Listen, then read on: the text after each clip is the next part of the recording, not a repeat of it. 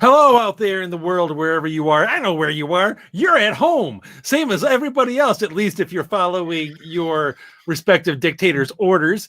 And here is Ginger with another episode of Fighting the Void to entertain you and give voice to your own frustrations, to say the things that you can't or don't want to, or other people don't want to. The little things like we know Epstein didn't kill himself, and Eric Charamello's a whistleblower. Suck it, Susan. I don't care. I'm not monetized anyway. You can't do anything. Ha! Anyway, as you can see, I'm a little fired up these days because yeah, I live in the formerly great state of Michigan, currently now the People's Republic of Whitmer, and I've got a big lineup tonight. We've got a whole bunch of people that are coming on to discuss their own various experiences with lockdowns, their frustrations, and all of that jazz. Starting off with a frequent guest on the show, Declan Finn, author of many awesome and entertaining books, where you have Catholic vampires, saintly detectives, literally punching demons in the face. It's always a good ride. But here, our primary focus is going to be Declan's experiences with the corona pandemic that is sweeping the globe and will probably start to infect people on Mars any minute now, and at least if you listen to the projections. But Declan here, he's got a very unique experience. He happened, the poor bastard, he happened to be in Rome just as everything was locking down and had a fight and a half to get home, and then comes back to a lockdown New York. So what are you gonna do? Declan, welcome to the show, man. Thank you. It's always good. Always good to be on this one. And let's face it, after this particular experience, if it weren't for bad luck, some people would have no luck at all. But yes, how do I put this? All right, little background. For those people who don't know me, I've written about 20 plus books by now. I have actually lost track unless I have the sheet in front of me. You can find most of my books at silverempire.org, so you can go there and find at least half of them, if not more. And all right, my idea, I was married in 2018. Vanessa, lover, publishes under Margot St. Aubin, short stories for the moment. And my idea of a honeymoon was, hey, we're at the last weekend in August. It's right before Labor Day weekend, which means we can spend our honeymoon driving down to Atlanta for DragonCon. Now, my family and people around us are going, that's not a honeymoon. Stop it. And, cobble together money, and this year send us to Italy, because Rome, Florence, in the case of Rome, they were thinking of, my book of the Pious Trilogy, mm-hmm. where I blew up parts of Rome. And, I could get some more background on it. And at least one family member has talked to me about, hey, rewrite it with new information so you can have the 10-year anniversary edition. Okay, fine. I'm not going to say no. And the plan was about a week in Rome, a week in Florence, hit the hot spots. Wow, that's bad terminology. Hit the hot spots and come back. And we were looking, we started out in January with a travel agent going, all right, when is tourist season? Tourist season starts around April. Okay, fine. Let's hit it in March because it'll be cheaper, fewer people. People were still running us over, so I don't even want to see what the peak tourist season looks like. Right. And what's this about this coronavirus? Because please remember, back in January, it's just disappeared. It went from Wuhan to Italy, and they were talking about the Lombardy region, which is Mhm. northern Italy. Right. It's Milan, it's Tuscany, it's Venice. I didn't have any interest in going to the open sewer that is Venice. Uh, no interest whatsoever. I'm a historian by training. Trust me, what I know about Venice, you wouldn't want to go either. Whatever you do not go for a swim in one of the canals that they call I have no streets. intentions of ever doing so, should I ever find myself in Venice. So, okay, I figure we're fine. They locked down Lombardy. How hard is it to do that? You shut down the roads, you shut down the airports, you tell people to stay inside. How hard is that? So, we're in Rome and Florence. We're on the other end. We're halfway down the country. We're down the peninsula, at least a third of the way from the infected areas. Mhm. We're fine. Who You cares? would think. You would think. And we get there. First week in Rome is wonderful. We arrive on Tuesday. We're more or less walking around for the entire week. Sunday. That would be March 8th, I think.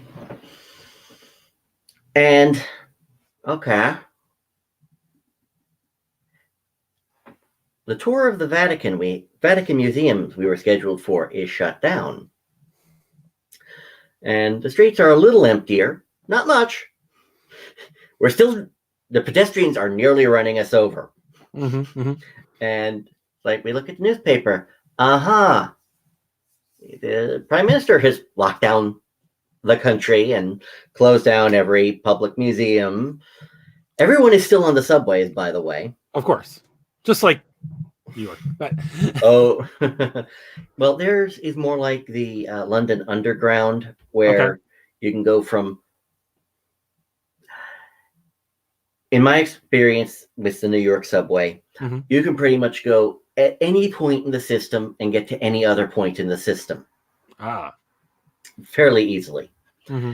This is more like, okay, if you get on here, you can write it to here, but you have to stop at very specific stops if you want to go anywhere else.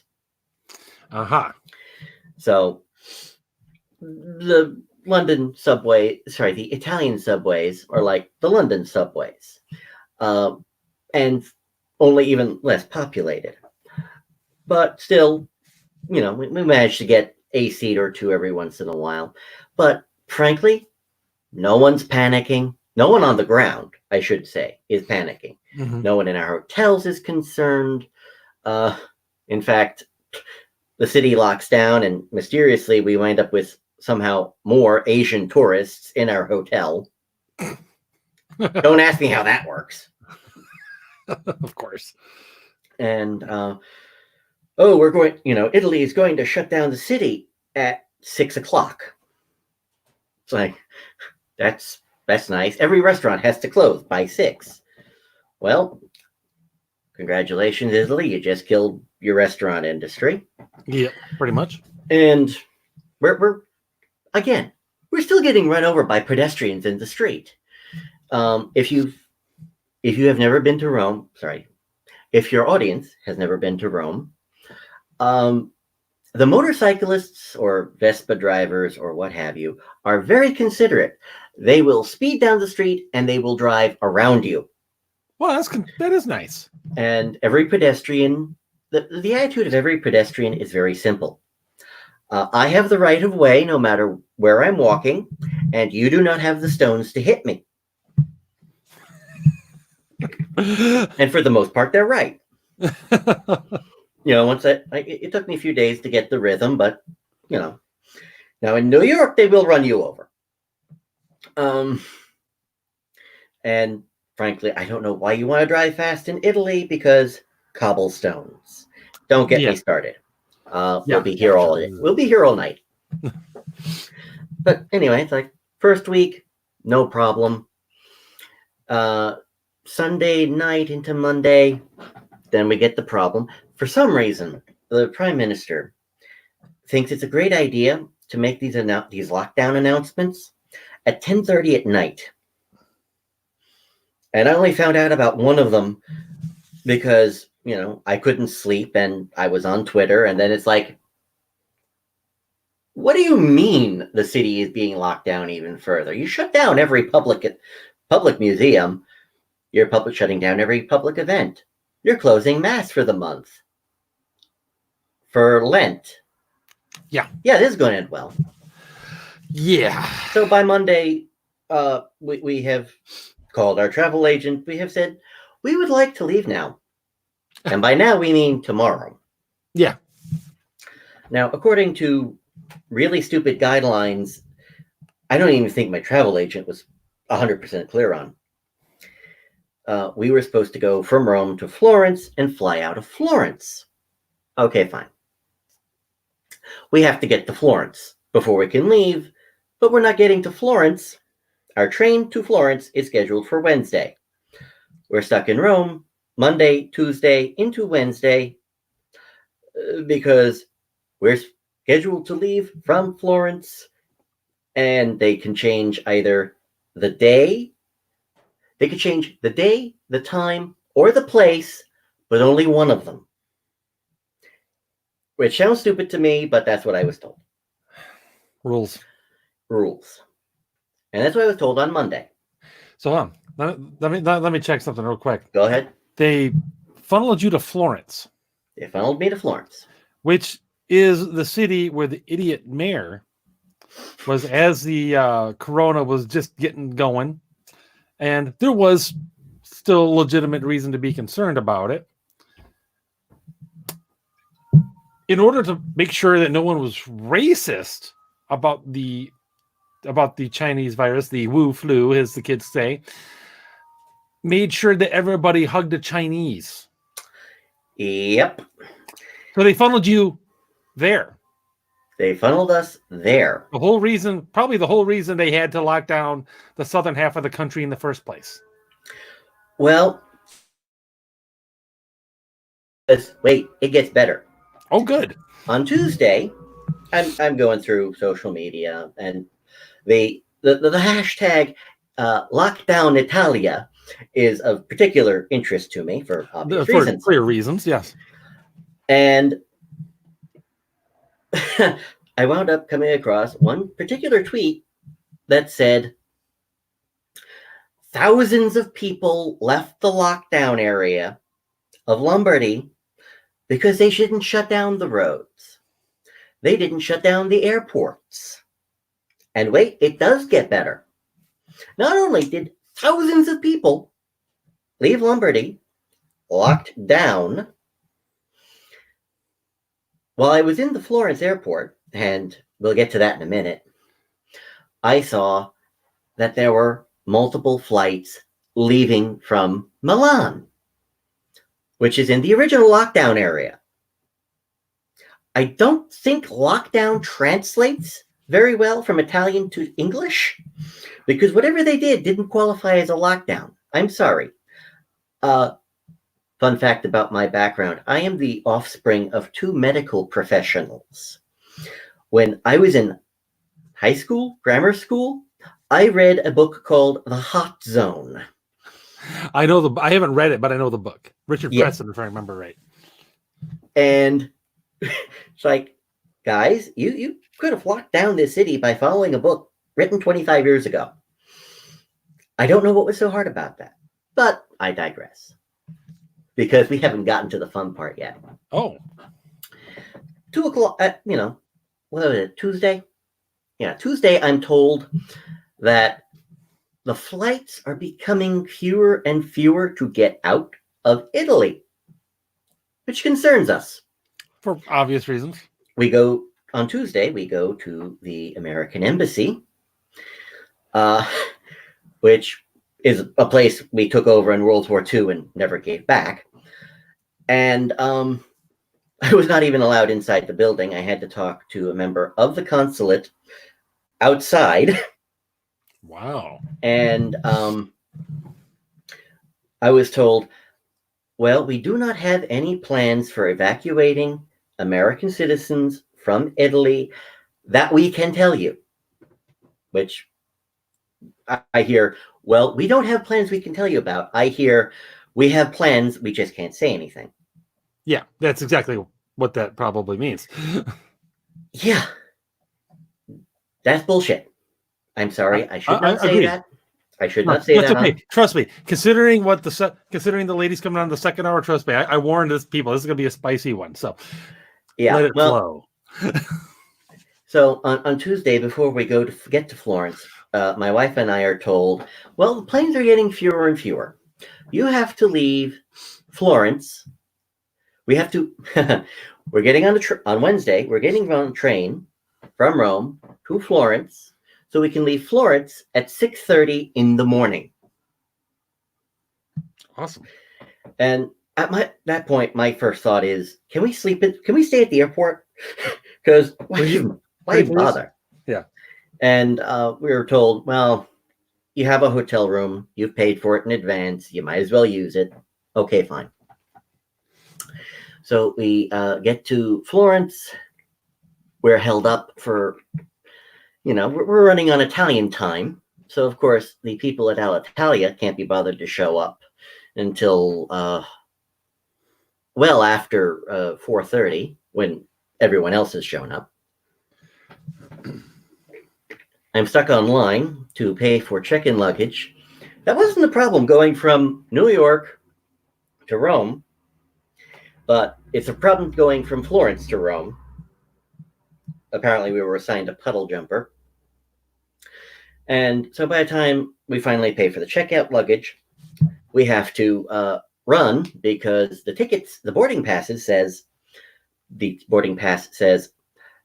you're boarding at 5 minutes to 6 in the morning. I am handed these tickets at 6 in the morning.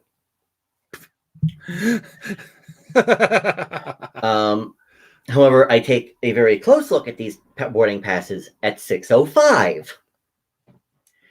So we're running from the security checkpoint to the gate because, well, these tickets were printed and they say leave at gate 10. Mm-hmm. We get to gate 10 and it's empty. So, okay, I figure we're screwed. And my wife pushes on the doors and they pop open. They literally just pop open. Oh. So, okay, fine. There's our plane. It looks like we're boarding from the tarmac. And nope, we're not boarding from the tarmac. Go back inside. All right, fine, whatever. So apparently going out the wrong door in Italy and landing on the tarmac is not something they approve of. Do tell. And the airport security detain us. And they're, sitting around with their thumbs up their asses, trying to get an answer from one of their higher-ups. And we're watching the reassigned gate for our plane, by the way. Yeah, we were handed tickets that said gate 10. Right. They were actually boarding from several gates over. And we're watching this line get smaller and smaller as these cops are just sitting around staring at us blankly. It's like, guys, we don't speak Italian that well. We can't give you your orders. Yeah. Long and the short of it is we're detained for about 4 hours. We've missed, and our connecting flight is long gone by the time we're let go. We won't even go into the administrative fines. We weren't arrested, by the way. We were just detained for 4 hours. Oh. Yeah. After the first 2 hours, after they're holding our passports, I called the embassy because it's starting to feel like we're under arrest. But this is Europe. They don't believe in speedy anything. Anyway, about 12 hours after we are detained, we're told, okay, we can get you on a plane Thursday. Sorry, not Thursday. This is Thursday. Friday. They can get us a plane out of Rome to New York via Norwegian Airlines. Mm-hmm. Okay, fine. So it's back to Rome. And by the time we get to the plane the next morning, that too has been canceled. Jeez. And it's like, oh, well, it's Trump's fault. So I did not reach over and say, bitch, he's not shutting down European immigration until Friday midnight. Exactly. Does it look like midnight? How is it his fault that you're incompetent? Anyway, and it's like Friday midnight. It's Friday. How are we getting the bleep out of here? I'm in contact, and everybody is relatively certain that I'm going to be stuck there for the duration. I had a friend from the Catholic Writers Guild telling me, I have friends at the North American University in Italy. They're run by nuns. Maybe they can put you up for the next few months. Like, no, I don't want to stay here. I'm tired of the food now. I want a damn cheeseburger. Because I'm American, damn it. Yeah. So it's like, but Alitalia, finally, after several Alitalia ticket people had lied to our faces, by the way, there was a plane getting out at 3:00 on that Saturday, which the 14th. Sorry, I'm remembering it from, we were supposed to arrive at St. Patrick's Day. That was a Tuesday. Anyway, but long and the short of it is we got the heck out of there. But good God, if this is what they think of as social distancing, they need to carry meter sticks to figure out how to stay as far away from each other as possible. Now, please realize in America, we have the largest amount of personal space in the world. And, in Europe, outside of America, it's, we're almost on top of you. You have enough space. So, and apparently nobody got the memo to change this up. Right. Yeah, no. And we wound up on an Alitalia plane to New York, and it had 50 people on it. And this is one of these planes that has a center row of 4 seats and 2 seats on either side by the window. It's a huge freaking plane. It's a huge freaking plane, and there were only 50 people on it. Oh, that's some good social distancing there. Best flight ever, I would think. Yes, and you can tell they were all Americans because they hopped, they jumped on all the middle seats as soon as possible, including us. And anyway, the biggest problem wasn't the lockdown. It was that they kept canceling planes on everybody. And it wasn't, Trump's announcement. It was the Italian government shutting down more and more planes as they went along. Yeah. And, they were grounding entire fleets for a while. And, we were genuinely concerned that we weren't getting out of there. I gotta say, I was following the saga on Twitter, and I was like, dude, I hope you can get out, man, because I was concerned you weren't gonna make it out. Oh, you weren't the only one. Apparently, there was an entire watch party on Facebook of our circle of friends, where I had posted the flight number, and they put in the flight number into Airplane Watch to make sure when the plane got where. Did they have a betting pool on whether or not it would get canceled at some point? They joked about a betting pool. Understand? Maybe. Nobody made any bets, and nobody has given me any money on that anyway. Although those administrative fines were 2,000 euros each. What? Yeah. Now, a friend of ours immediately started a Patreon account, a GoFundMe for raising money to pay that off. Oh, wow. That was nice of him.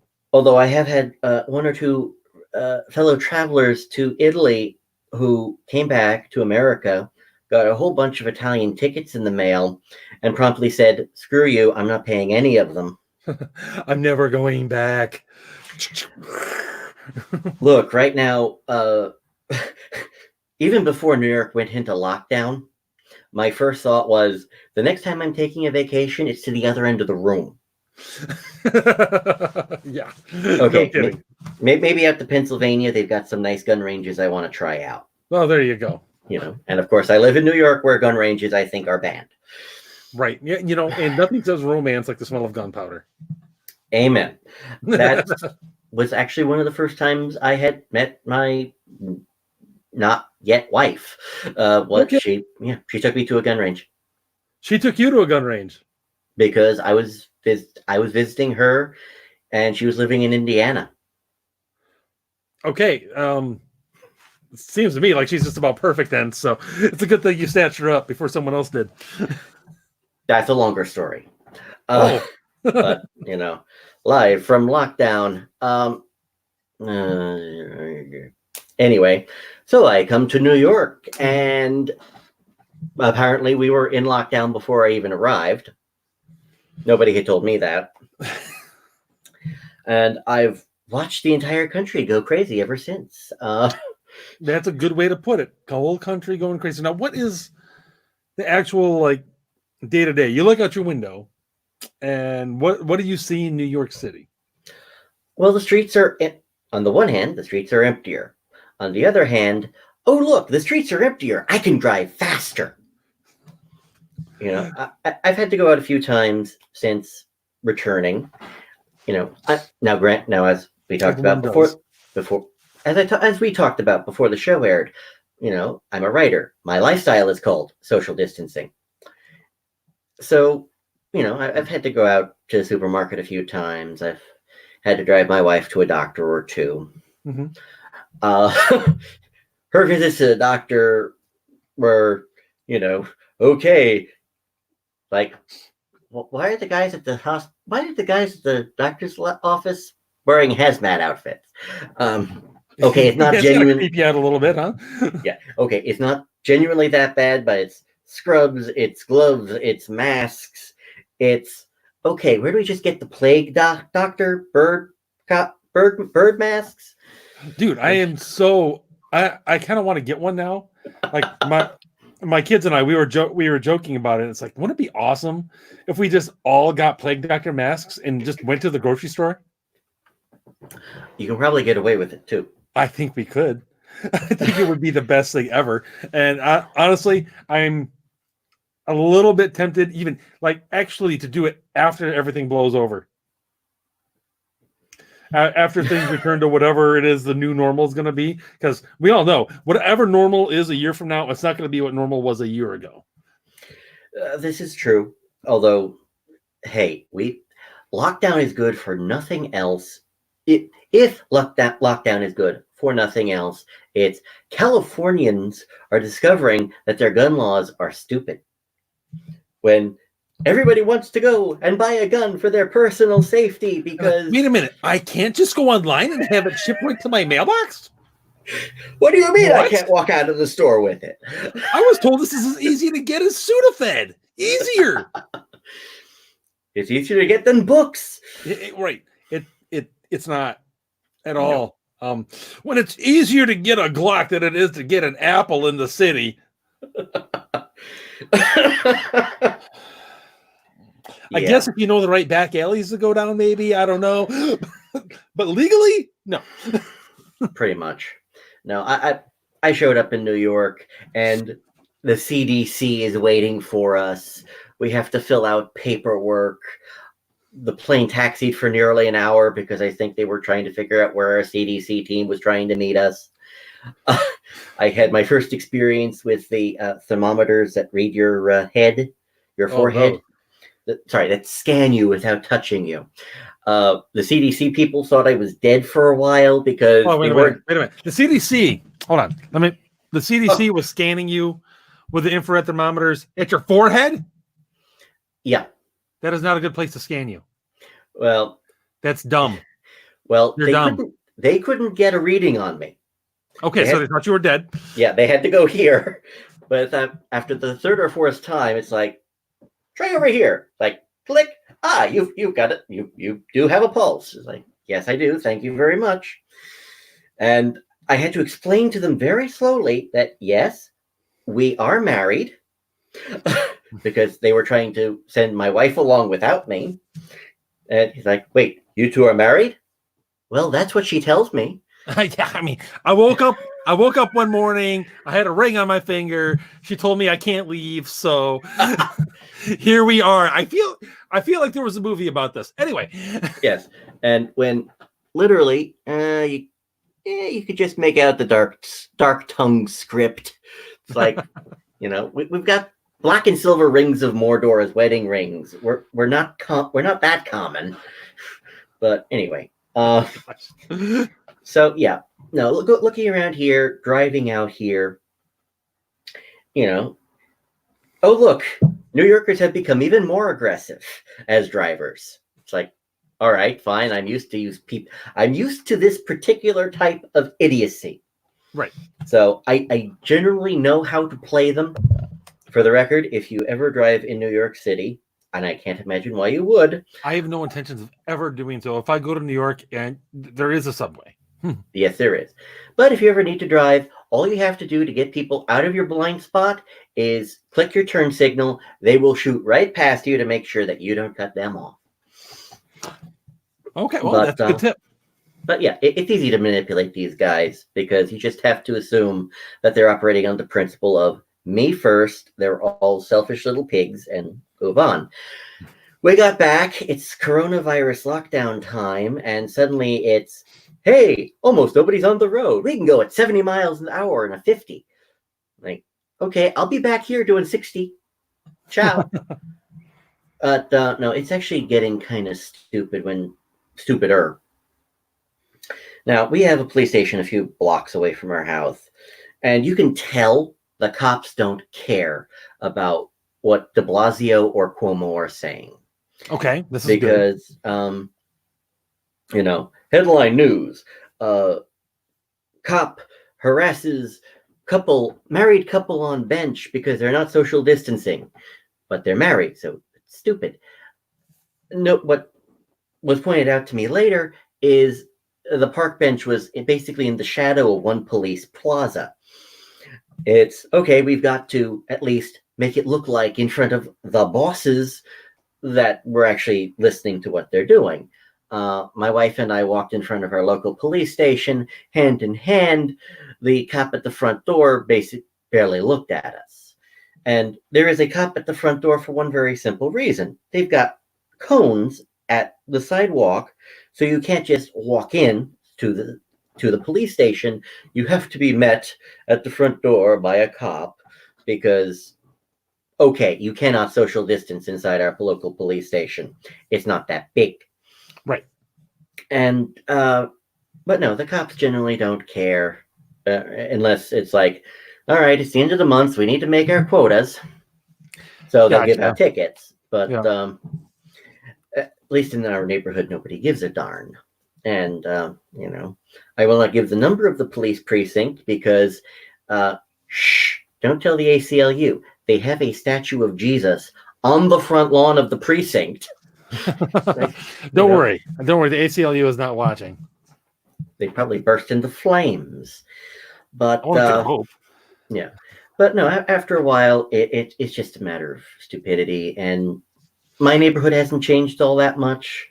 There are still stupid teenagers running up and down the sidewalk at nearly midnight, screaming their fool head off about nothing.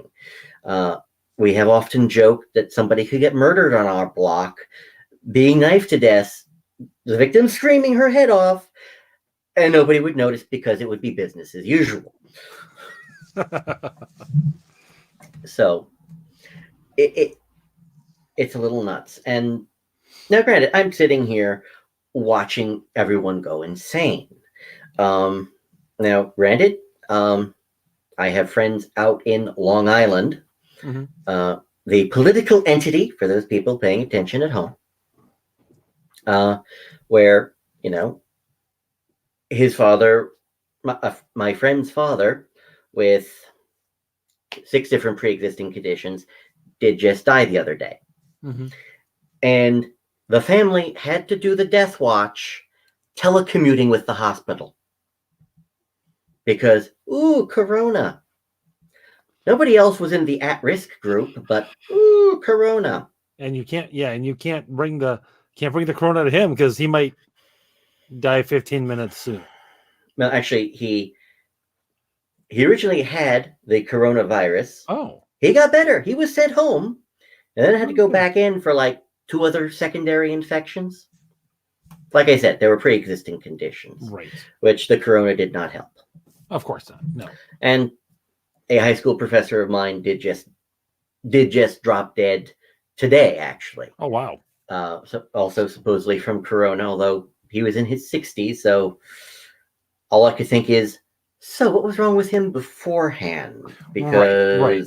that's very young from what I've seen of the numbers. Right. And even so, it's a matter of there's always outliers to these things too. Oh yeah. I don't care what I don't care what the disease is. There's the people that it mainly affects, and then you know what?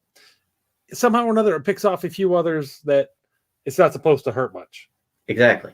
But Now, for those of you who are wondering, what the hell goes on in New York that, we've got so many coronavirus deaths? Let's ignore for the moment the padding. Because right now, if you drop dead in a hospital in New York State, you died from corona. Yeah, unless there's like literally a gunshot wound. Probably not even then. The Babylon Bee headlines are starting to look less and less like fiction to me. I know. I was just talking about that today. Yeah, and anyway, if you're wondering why we have so many bloody deaths from corona, padding aside, yes, we have been under lockdown for at least 6 weeks now in New York. I'm guesstimating it right now. However, our subways are packed like sardines. Mm-hmm. Like, hi, I think I see the problem here. And only now, this week, did I forget if it was, I think it was Cuomo. No, it had to be de Blasio. Okay. Who has issued the edict that you cannot be allowed outside without a face covering. Like, yeah, Cuomo did that. Yeah. Cuomo. Yep. It's like, well, that's about 4 weeks too late, buddy. Well, and that's one of the things that gets me about this, Declan, is as it's becoming abundantly clear. Well, two things are becoming clear. One, we're any way you slice it, we're pretty much getting over the hump on this thing. Oh yeah. 2, it's not the apocalypse we were sold. No. Not even close. More and more data comes out, especially as they're doing that antibody testing. It's like, we're going to find out, I think, very soon that at least half of us have already had this thing and got over it and didn't even realize it. Oh, yeah. My wife's doctor actually told her straight to her face, oh, yeah, you absolutely had corona at one point, and you probably didn't even notice. It's like, really? Because the CDC paperwork we were handed said if you do not have a temperature of 100.3, you're fine. It's like, and we were testing ourselves, twice daily. Right. In my wife's case, 6 times daily. Mm-hmm. And we never broke even 100. Yeah. But, oh yeah, you absolutely had corona at one point. It's like, uh-huh. So we've got that becoming abundantly clear. Yes. And yet, as it's becoming abundantly clear, they're coming up with more restrictions. They're tightening the screws more. This is the thing that really, really pisses me off. Oh, yeah. And now, granted, we have not gotten to the point, New York has not yet gotten to the point of, governors saying, we are going to close your churches for your own good. In New York, it has been voluntary by the Catholic Church, to my knowledge, where all of New York churches are saying, you know what, just stay home. Same here in So, Michigan. yeah, Same situation. yes, and there is an axiom, I believe it's only in the military, but it's do not give an order that will not be obeyed. Right now, everybody is getting off. Every governor and mayor is getting off on their power trip, telling people to stay home. We have the power of life and death and the economy, and we can tell you when you can go out of your homes. Tell that to Whitmer. And that works because everyone's already doing it. The moment everyone decides, screw it, we're going to church, we're going to our jobs, we're going where we want to go, I will lay money that a lot of these people, from Whitmer to Cuomo to de Blasio, are going to say, oh, well, I declare the crisis over. You can now be free to go out of your homes again. Yep. It's like, yeah, sure. Of course you deign to give us this ability to leave. Well, that's exactly why Whitmer's said that she's looking at opening up parts of the economy come May 1st. It's the real reason is because we all showed up on our freaking doorstep the other day. And I think the message has gone through that we're not going to stand for the legislature granting her another extension of her emergency powers. Well, it's not going to have now. She's going to try to roll it back as slowly as humanly possible. But let's just say she better roll it back faster than she wants to, because we're not happy here. Oh yeah. Well, I noticed that yesterday morning, it's, well, due to this protest, I might extend these emergency powers even longer. Then yesterday afternoon, oh yeah, we might open by May 1st. Like, gee, I wonder who took her arm and twisted it behind her back in a hammerlock. I think it was the thousands of people honking the horn outside her door. Probably. Oh, somebody pointed out, it was like, there's enough signatures on this petition to start the recall process. You might want to slow your roll.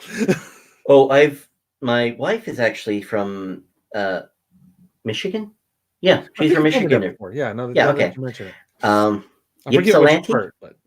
Ypsilanti. Well, she's been all over the place, but you did tell me this. Yeah, up Ypsilanti, up north. Yeah. Okay, Ypsilanti, and she told me this afternoon that yes, the petition is still going around to have her recalled, and they're still collecting names.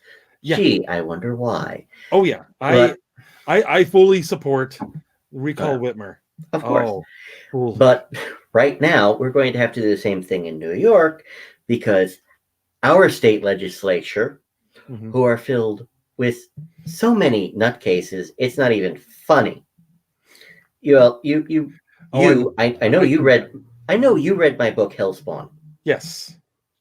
Let's just say that it came out in November, and that January, New York State Legislature basically signed into law things that's like, guys, could you not read my book and take tips from the bad guys, please? Right. Yeah, I believe the Babylon Bee headline was Moloch shows up in person to applaud New York State Legislature. You're like, huh? Yeah, that's pretty much where I was going. But our state legislature has granted Cuomo emergency powers into next April. Wait a minute. Next 2021. April. Really? Yeah. Now, granted, I don't want to be hit. I do not want to be Cuomo if he tries to extend this beyond May 15th, May 30th, because right now we have Texas, Alabama, South Dakota, Florida, all starting to open up. And even California, of all places, has got a plan to reopen. But if Cuomo really wants to try pushing this for another year, I don't want to be anywhere near him when that particular fecal matter hits the air impeller. No, it's not. It's not going to go well, and which I love. If anything, what I hope, one of the good things that happens as a result of this is that people wake up and realize just how much power these people think they have. Oh, yeah. And the truth is, as with any system, it only has as much power as you give it. Oh, yeah. Well, oh, God. Hey, if we both think Cuomo's going to have it bad if he tries extending this too long. How would you like to be Governor Northam right now? Mr. June 10th? Yeah. Why, their order really makes almost 0 sense whatsoever, because the stay-at-home order goes to June 10th. Yet, non-essential businesses can start opening in like May 8th or May 15th or something like that. Mm-hmm. Some of them anyway. I'm like, how does that work?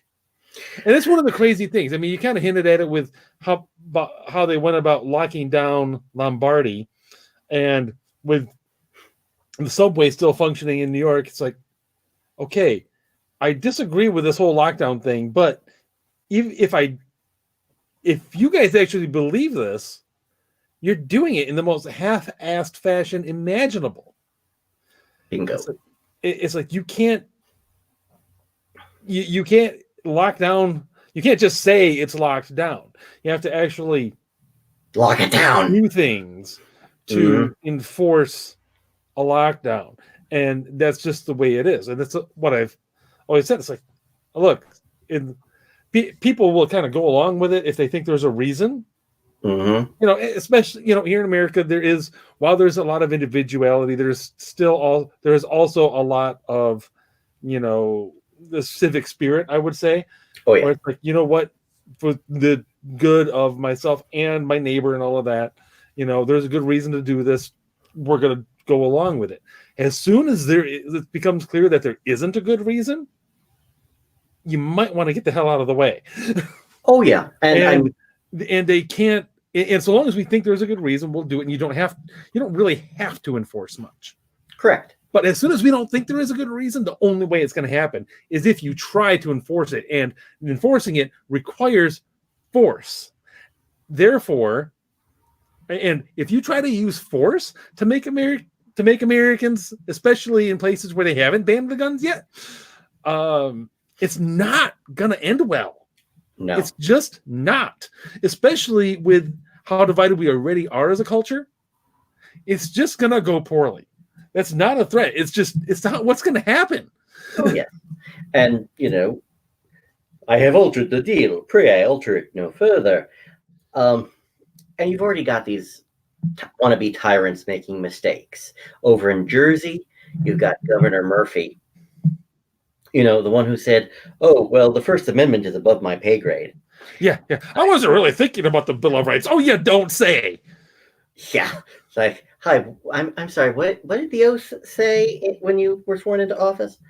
Now he's a first-term governor, and he wants to be a last-term governor because somebody tried to organize a protest in New Jersey, and instead of doing something smart, he's trying to press charges against the woman who tried to organize the protest. Oh, good luck. Here's the problem there. He's bringing it into the court system. Now, he might be able to find a friendly judge at the city and state level. Once you get to the federal level, I don't want to be Murphy when, Murphy's Law is going to kick into effect, only it's not the governor of Jersey. Yeah, I imagine he's going to get slapped down. Oh, yeah. But Murphy, Northam wasn't popular before coronavirus. I'm sure he's going to be loved and adored after. Yeah, well, especially the way he's sneaking in these gun control measures in the middle of Corona Town. Never let a crisis go to waste. Remember that. Thank you, Rahm Emanuel, for that little pearl of wisdom that you had the misfortune to utter in public. But yeah, and frankly, as more and more states open, the more people in the lockdown states are going to be pissed. Right now, I am waiting for the lawsuits. Oh yeah. And in 6 months, maybe a year, the Supreme Court rulings are going to be hilarious. Oh, it's going to be lit. It's going. We thought 2020 was lit, and it is. 2020 is going to continue to be lit in epic fashion. But you know what? Assuming Trump gets reelected in November, which honestly, considering the ass wagons that the Democrats are making themselves out to be, especially since they're nominating Joe, please don't touch me there, Biden. I'm pretty sure that's going to happen. The end of 2020 is going to be amazing, and 2021 is going to be just, you know what? Orville Redenbacher is just going to be rolling in dough. That's all I got to say. Just grab the popcorn. Hey, the amount of things that have not come to light. Nobody's talked about Spygate in a while. Nobody has talked about a lot of things in a while. Also, have you noticed that I haven't heard anybody on Twitter talking about how Trump should have been doing stuff in January? It's almost like somebody remembered that Trump was busy doing something else in January. I can't remember what it was. Oh, wait, being impeached. Well, not to mention, he put out that little video montage in the presser a few days ago. Remember when all you guys were telling me I was a horrible person for even thinking about doing anything about this? Remember those? Oh wait, I do. You know what? You know who remembers? The internet remembers. Press play. Yeah, and I loved how a lot of the footage was from CNN, and CNN's banner was Trump plays propaganda. It's like, nice of you guys to admit that you're a propaganda organ. Thank you very much. We're done here. Yes, indeed. Anyway, we can rant for probably the next half hour, but you got 8 minutes before your next guest. Yes. And I'm actually just dropping them the link right now. So I will be distracted momentarily. So feel free to rant. Oh God. Where do you want to start with 2020 elections? Let's forget Sleepy Joe. Let's just forget Sleepy Joe's forgotten. No kidding. Let's look for a moment at the down ticket areas. The senators up for re-election, the House, which is always up for re-election every 2 years. And remember how popular impeachment was? Yeah, I do. It wasn't. But every Democrat in the House voted for it. Yep. And right now, you want to know where Republican registration numbers are up? California. Ooh, I like. So I'm starting to want. This is going so well for the Democrats. I'm starting to wonder if they start losing House seats in California. I certainly hope so, because you know what, it was a bit of a blue wave in the midterms. It was a slow rolling blue wave, and honestly, I'm a little annoyed that the Republicans didn't push back on some what seemed to be fairly obvious cases of voter fraud. Oh yeah, McSally for one, Arizona. Yeah, clear. To me, that was McSally's a Republican. Kristen Sinema. Yeah. But no, the ballot. I've noticed that a lot of ballot harvesting has gone. Discussion of ballot harvesting has gone away lately, and mail-in ballots. Oh yes. So we don't have to be near each other and catch the Rona. Yeah, I noticed that was a big topic at the start of the week. Not so much now. It's almost like somebody cracked down on all that. Maybe somebody reminded Democrats that there were a whole lot of prosecutions, at least a few dozen people arrested for trying to stuff ballot boxes with Democrat votes. It would never happen. How dare you? It's just a GOP talking point. Yeah, sure. But no, and the Democrats on a national level are spending kind of stupid because they're now trying to pour money into states that they pulled out of for months. They didn't even have a DNC office in Florida 6 months ago, and now they're trying to pour money back into it. It's like, guys, barn door, horse. Ever hear of it? No. And and now Trump's numbers are up because of how he's handling the coronavirus situation. Exactly. And he's being calm. And every time they start crying about a meltdown, it's like he's not melting down. He's just very calmly telling you you're full of crap. Yes. And now the latest. He's perfectly calm. You guys are the ones you're like, oh, I can't believe you think poorly of me. Oh, God. Yeah, I especially liked Whitmer going after Trump calling her on it and then going, oh, how dare you say mean things about me? It's like, really? My personal favorite thing, just personally, about the whole Whitmer-Trump feud was her, them talking about, stuff that her talking about, what she's going to do and everything to respond to the coronavirus. And there was like, why haven't you locked down yet and everything? It's like, well, we're waiting on guidance from the federal government, yada, yada, yada, yada. I'm like, so let me get this straight, lady. You're telling me you need an old rich white man to tell you what to do? Mm-hmm. Is that what you're telling me right now? I think that's what you're telling me. Yeah. And now the best. Shameful. Shame. Yeah. And now the best Twitter can come up with to make fun of Donald Trump is to pull up, I think, an SNL skit from the 80s, if the film quality looks familiar,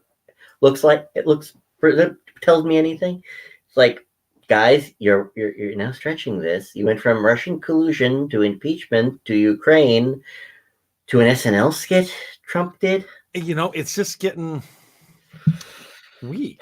And not to mention that kind of shows that you used to like him. Hey, the one thing you will never see ever, I'm sure YouTube will pull it down every time it comes up, is Donald Trump on The Late Show with Colbert, and Colbert going, you really should run for president. Like, well, that aged well. Well, to be fair, a few things with Donald Trump age well when somebody gives a hot take. It's like, because he's probably going to do something different later. I'm like, I don't like that anymore. I'm doing this. Yeah. Hey, right now, my biggest hope as a New Yorker is that Donald Trump decides to take his revenge on New York City by suggesting to Donnie Jr. that he run for mayor. Oh, I would love it so much. And I noticed last year, a lot of the tweets I wound up getting were Donald Trump, Don Jr. and de Blasio shooting at each other over Twitter. All I can think is, ooh, I wonder if something's going on. Does somebody already think about this? Somebody already thought about this? Well, maybe. I noticed that Donnie Jr. Came out with a book this year. He did. So, how many books have preceded running for some office or another? Pretty much everybody who runs for a significant office writes a book either before or during. Yeah. And I just realized rather recently that Cuomo was only reelected in the last year or two, and all I can think is, so what does Trump want to do when he leaves office? How does governor sound to him? I don't know. That's an interesting question. How would governor sound to the Donald? I wonder, because he's already been president, so he's kind of like, I've got scoreboard there, but then again, maybe he's like, yeah, maybe I want to fix my home state. Well, maybe I don't know. I'd be curious. I would love to see it. And he has already exchanged a few shots with both Cuomo and de Blasio. So he's exchanged shots with everybody. This is true, but he has talked about the formerly great state of New York. But anyway, make New York great again. Amen. All right. Well, anyway. I think we are about out of time. We are about out of time here. And I think I'm going to need to make room for my other guests who should, hope, Lord willing, and the corona don't rise, come on quickly. Hey, as long as nobody winds up cutting off internet access. Yeah, no kidding. So long as Susan doesn't go, he dared to mention the name of Eric Charabella. Smite. Yeah, I did it again. So that's Anyway, have fun with your other guests. all right. Thanks a lot for coming on, and I will see you. Hey, real quick before we go, you did mention that you do have another St. Tommy book out, right? Right now, it is St. Tommy, NYPD, Book 7, Coven. Yeah. Currently only available from the silverempire.org website I mentioned earlier. We're waiting before it goes to Amazon. And I've just gotten book 8 edits back from my editor. I have sent book 9 to the editor. So it'll be interesting to see how fast everything comes out. Oh yeah. Especially who knows, there may be delays. It may go faster. You never know. It all depends on how it's affecting certain people's lives, But anyway, I will be seeing you later, and good luck getting those edits out. And I hope sales go well with book 7, as Thank always. You. And I'm sure it's awesome, as the rest of your books have been. So until next time, Declan, be well and keep doing your own part to fight the good fight. Yeah. Thanks. All right, later. Bye. And we have Red here, who is logged in, and we're waiting on Whit and Mandie yet. But Red can sit here and I'm sure entertain us a little bit on things that are going on in Pennsylvania. What? Yeah. I can? Yeah, absolutely. For anyone who's just joining, we just said bye to Declan Finn, who is, excuse me a second. Hold on. False alarm. Thought I had to sneeze. I'll do it. I'll do it just spontaneously later and just blow out the microphone. Oh, I see Mandie. So we got Mandie on the stream now. Hey, Mandie, how you doing? Good. How are you?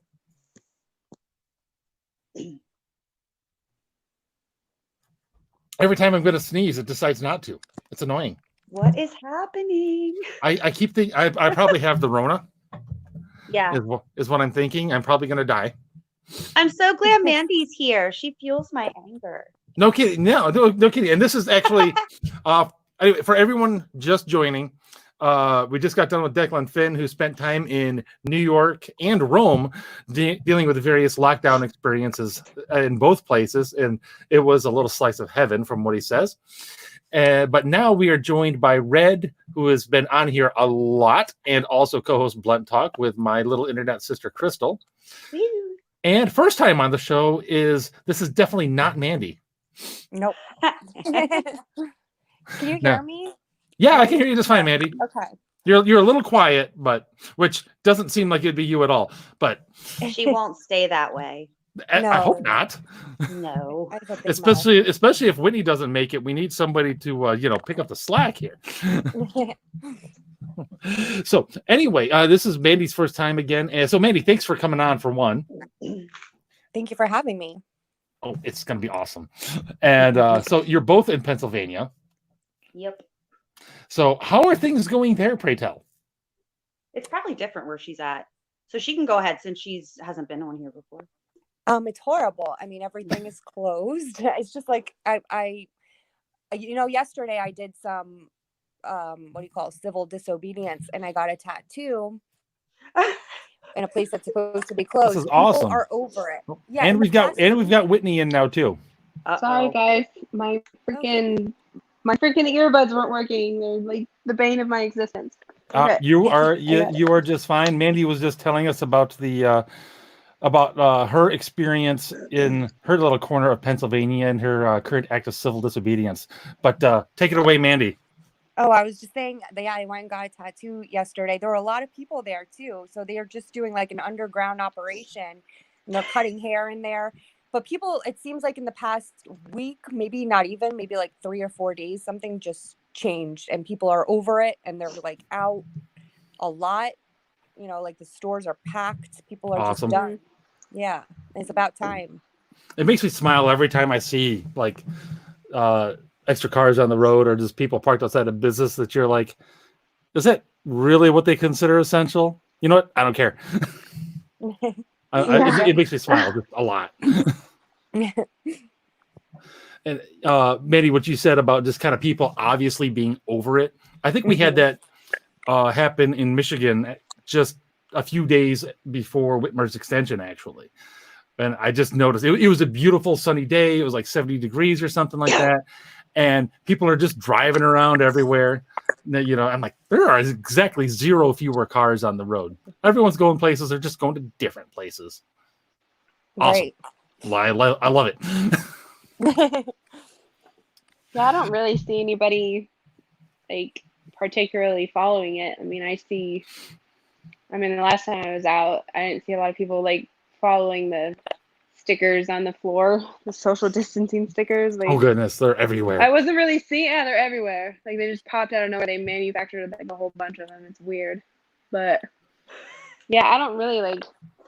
My boyfriend went out today to like a home repair store or whatever, and he said it had a lot of people in it. So I agree with Manny. There's like people who just are really not caring anymore, which is What kind of about good, over in your corner of the woods there, Red?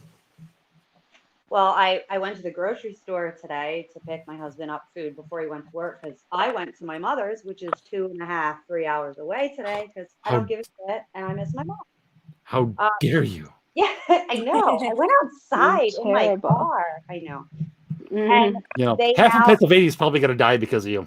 well, it is what it is. Probably. It is what it is. But before I went in there, I noticed that store, and I'm not going to say where, but like that specific store you couldn't even go into the store without a mask on. Uh-huh. Which is always funny to me because you keep hearing, don't touch your face, don't touch your face. People who wear masks are touching their face a hell of a lot more than the people who are not wearing masks. And we're told that they don't even stop it from spreading. So I don't even know why people are wearing them in the first place. And plus, I seen a late. Getting it. No, well, listen, if it doesn't stop you from getting it, it's not going to stop you from spreading it. I don't understand how that works. Well, the theory as far as that goes is it enters through like the eyes and all of that too. So if you're touching it on a surface and you're doing this number, you're going to get it whether you're wearing a mask or not. Yeah, I don't care. However, I don't if you're coughing it out, the mask will stop that. So the theory goes. I don't buy that. Yeah. I mean, you don't have to buy it. I'm just saying what the theory is for the people at home. Yeah, I don't give a crap. I don't care. I haven't worn a mask since this thing started. Now, and another thing, like the lady in the store, it was so funny because like I put mine on because I was on my way to my mom's. I'm not about to get like any kind of trouble. So I'm like, I'll put a fucking mask on. It's not a big deal. I see this lady with a mask on, and then she got like her phone rang. So she fucking takes the mask off her fucking face and answers the phone. And I'm just standing here like, what are we doing? What's the point? Yeah, and then they got the little lines that when you go in, I don't know if it's the same where you guys are, but like my area made it where we're going to like block off certain areas so people can't go there. So we're going to push everyone into this tiny little fucking area so that they have to enter the store, which doesn't make any sense to me either. Was it a Home Depot by chance? Because that's not. I was just at a Home Depot today, and they have that kind of setup going on. Why would I go to Home Depot? You said a home repair store. I don't build shed. I did not build anything. I'm sorry. Oh wait, yeah, they have that going on at. They have that going on at Walmart too. At least over by me. Walmart. Yeah, it was Walmart, Target even had it where I was at, and also the grocery store. What's getting me is I don't know. Oh, I'm sorry. Keep going. No, it's okay. Let me just say real quick. The one store I went to, when I went to go in, they're like, oh, no, you can't go in this exit. You can't come in here. This is only exit only. I'm like, oh, okay. So if Corona's over here, then I'll just get it on my way out. Okay, cool. Like, I don't understand. Well, that's just it. So many of these rules, they don't make sense. They don't really make a lot of sense. I mean, for one, we lost a Mandie. Yeah, we did. Hopefully she makes it back. One of the things that bothers me about this whole thing is just there's so little of it does make sense. If somebody coughs up on a countertop and then somebody else touches it, guess what? You got it. I don't care. Yeah. Or at least you likely got it. And People cough on the countertops all the time. I'm sorry. It's just the nature of things. You might not like it, but it's the way it is. It doesn't matter if you're in the paint section of the store, or if you're in the lumber section, or if you're picking up a gallon of milk. It does not matter. It's arbitrary nonsense. It is. I think the part that's getting me a lot is that like kids now are being like socially discriminated against. Like there's stores here, I don't know if it's happening where you guys are, but there's stores here that are like not allowing kids under like 14 or 16 in there because they're full of germs, right? Like that's kind of like the stigma that kids have, is that they're kind of buckets of diseases. So like they don't. Yeah, we've got that going on in Michigan right now. He just calls them brothers because like they spit and like they do. Okay, kids aren't exactly like the cleanest. I'm not saying that they aren't, but like now they're being socially discriminated against legally, actually, because stores are putting out saying, well, we don't want kids in there because they could spread viruses. Like that's going to be the new normal for them. Like that's terrible. I can't even bring if I wanted to bring a kid into a grocery store right now, they won't allow me to do it. Like it's insane. There's a couple of stores that are doing that sort of thing here, or it's like one person per household or what have you. And and I get it. I think the main point is to limit the amount of people in the stores. But okay, so what am I supposed to do? Let's say, as my wife, I'm at work. She needs something now, whatever it is, who cares? It doesn't matter. Right. And what is she supposed to do? Is she supposed to get a babysitter? Well, no, we can't do that in Michigan anymore. Technically, you're not allowed to walk across the street to the neighbor's house. Fuck you. I'm sorry. Yes, exactly. That is the correct response. And, okay. Yeah. Trust me, I'm not following any of this bullshit. And yes, Gretchen, you can feel free to fine me a freaking $1,000. Go ahead and find the other 9 people that were standing shoulder to shoulder behind you while you were signing that executive order. Bad person. Anyway, I heard you swear on the other episode. That's how I know. Oh, don't worry. I will be swearing more, I'm sure, because she is definitely got my boxes with a bunch. I don't know how you're dealing with it. I would be losing my mind. Oh, I'm dangerously close. I'm losing my mind here. let's just say it's probably a good thing I have kids to worry about. Oh yeah, no. Let's just say that. Anyway, I lost my train of thought on my rant. Oh yeah. So what is my wife supposed to do? Is she supposed to just take the kids with her but leave them in the van? Or it's ridiculous. Right. Or is she supposed to just leave them home, which, in all honesty, in a normal circumstance, I'm absolutely 100% fine with, because my oldest is 16. I'm not. They're CNN just put out like something saying that we're gonna have to practice all this stuff through 2022. Right. Yeah. Oh yeah, I was seeing that. That's gonna be fun. Mandie, welcome back. Sorry, I don't know what happened. The internet happened. Okay. Yeah, I'm so sorry. No, you're fine. You're fine. Now, since we've been going on for a little bit here, go ahead. Now, you were saying you went and got a tattoo to practice a little civil disobedience. First of all, what's the tattoo of? I think we need to know this. Yeah. I want to know where it is. Of course we do. Well, let's just simmer down, guys. It was actually, I got an existing tattoo colored in, so I can't say I got a new tattoo. But whatever. Yeah, I have like a lotus flower in a place on my body. Well, that's usually where you put them. I have a tattoo on this piece of paper I carry with me. That's called a painting. Yeah, but it was packed too, so I don't know. Maybe I got the Rona. I'm not sure, but there were a lot of people there. They were cutting hair and mixing drinks, and it was like there were probably, and I go there all the time, and there's usually like 10 people, maybe 5. I mean, like 5 people getting tattooed, 5 artists, and there were like 40 people in there because people are just done. Yeah, they must have like email. They must have sent out a message to their email list and said like, guys, don't tell anyone, but we're open. Yeah. People are sneaking in the back door. It was awesome. That is cool. It's like a tattoo speakeasy or something. Yes. That's pretty neat. Exactly. Well, if they're mixing drinks and everything in there. Yeah, it technically is. pretty much a speakeasy. I love it. Yeah. I love it. Liquor's still illegal, liquor's still legal to get though. You can still And get weed. Don't forget weed. that. That's essential. Well, we can't Oh, buy yes. liquor in Pennsylvania. I seen a news Uh-uh. thing pop what? up. I think they're going to start opening up. At least I seen it. I didn't get a chance to look into it, but it said the possibility of them opening up the state stores now in PA as far as curbside. So I don't know. Don't quote me on that, but it's a news thing did pop up on my feed earlier today. I wonder if there are a lot of They Google banned- searches they for banned Molotov alcohol? cocktails. Huh? I don't know. You know.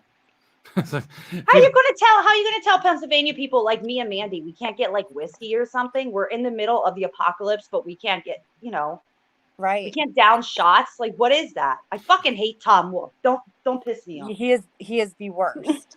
He I really do is. not like him. Me and Mandy need to take signs and go like picket right outside. well, now his house. I heard. Speaking of weird, crazy things in Pennsylvania, I heard my previous guest was saying he heard something. There's some some grocery store in Pennsylvania that recently had to close. I don't know anything about this, but I didn't hear anything. I was like hoping that. one of you two could enlighten me.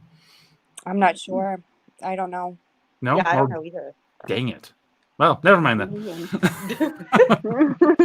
Somebody out there Google it for me. I don't have a producer, so audience do my work for me. Crystal's in the chat, I think. She likes No, I think pictures. Crystal went to bed. Oh, damn it. I know. The girl's like 20. Why did she have to go to bed? I I don't don't know. understand this. Us boomers are awake and she's going to bed. No kidding. I mean, I'm literally the oldest person here, and I'm doing fine. Granted, I probably better not have too much more whiskey, otherwise I might fall asleep on air. Do it. I thought about getting a glass of wine, but I didn't. I am drinking a little Bushmills Irish whiskey, smooth and mellow. It says, some good stuff there, Nice.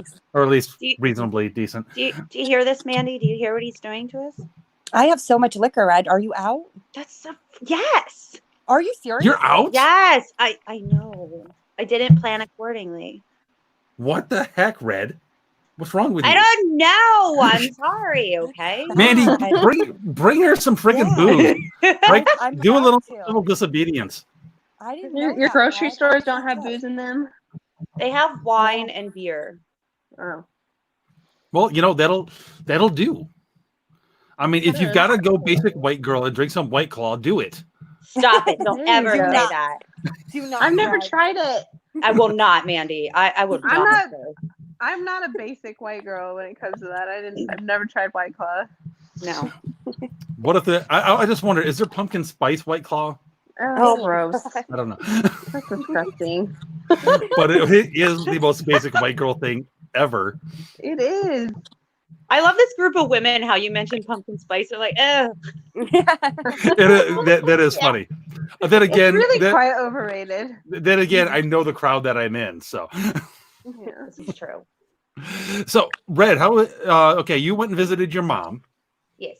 Mandy got a tattoo. Whitney, I know you've been posting pictures, beautiful outside pictures, like almost Mhm. daily since you're supposed to be Yeah. in quarantine, which again, I love.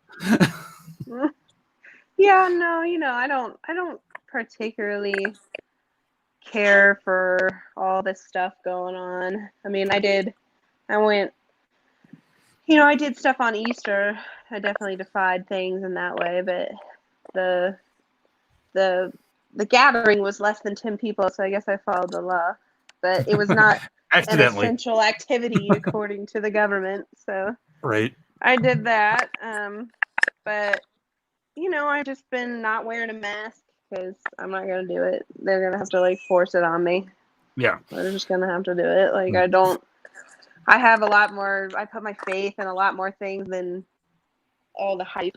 So I'm just gonna leave it to that. And And my goodness, it is some hype. No, I've been it's I've been too much. socially I've been civilly disobeying.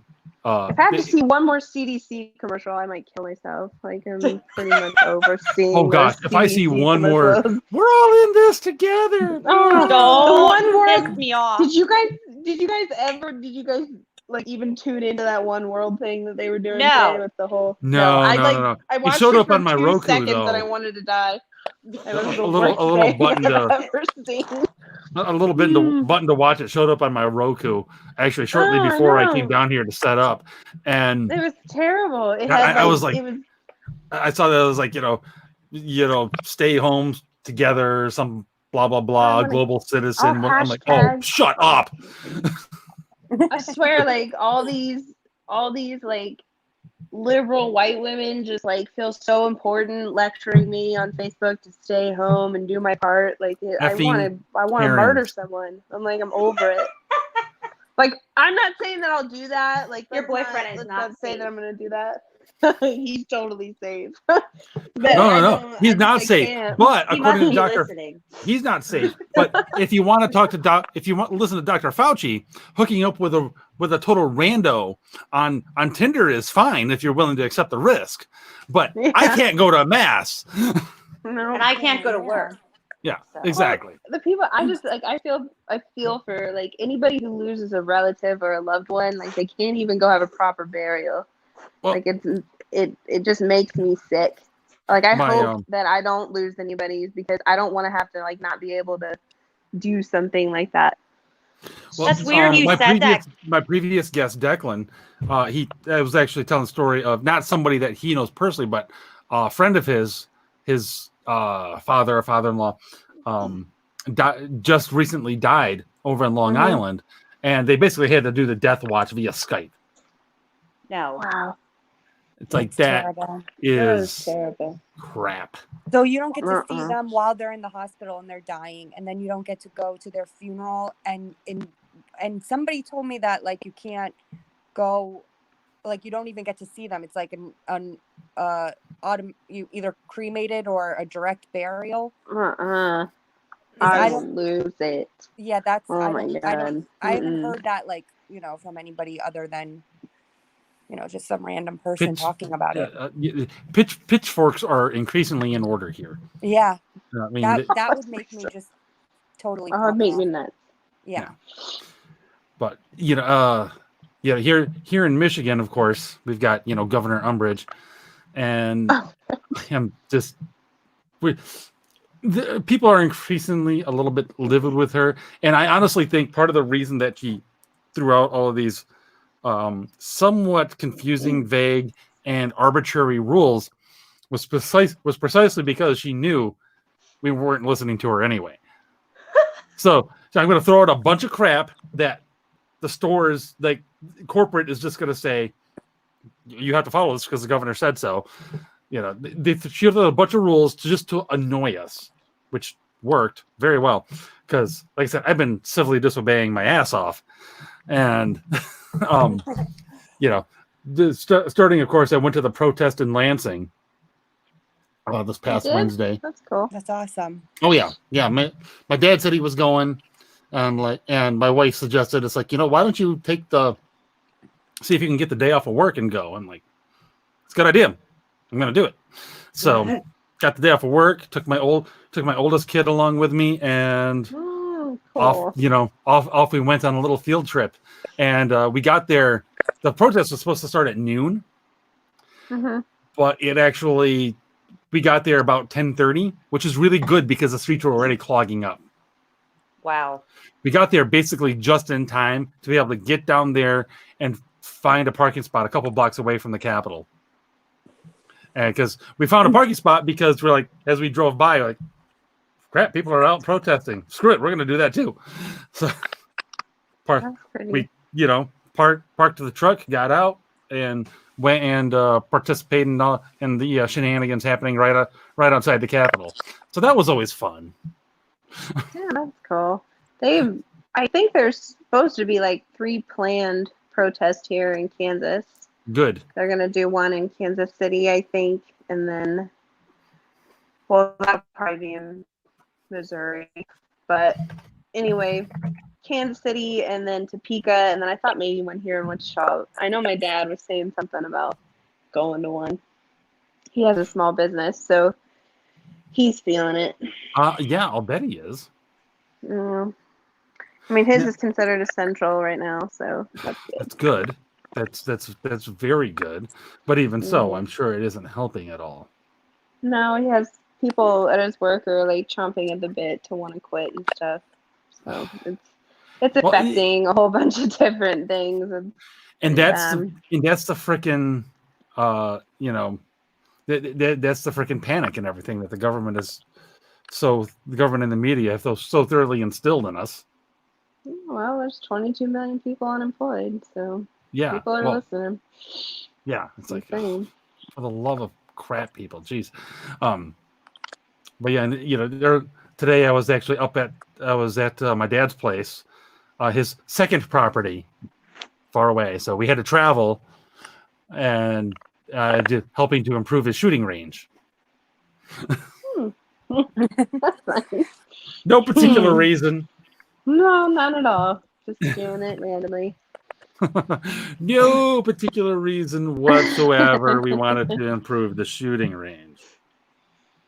But anyway.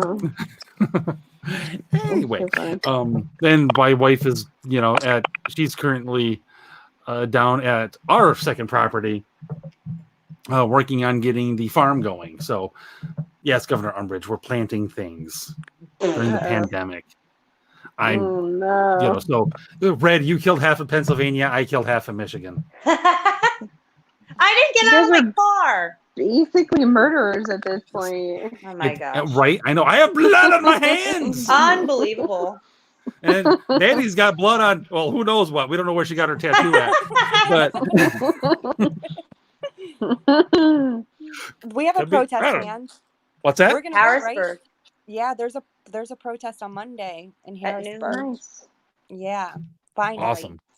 I love that these are just suddenly springing up all over the country. People Yeah. are pissed, Oh, people are very pissed. Yeah. and they should And be.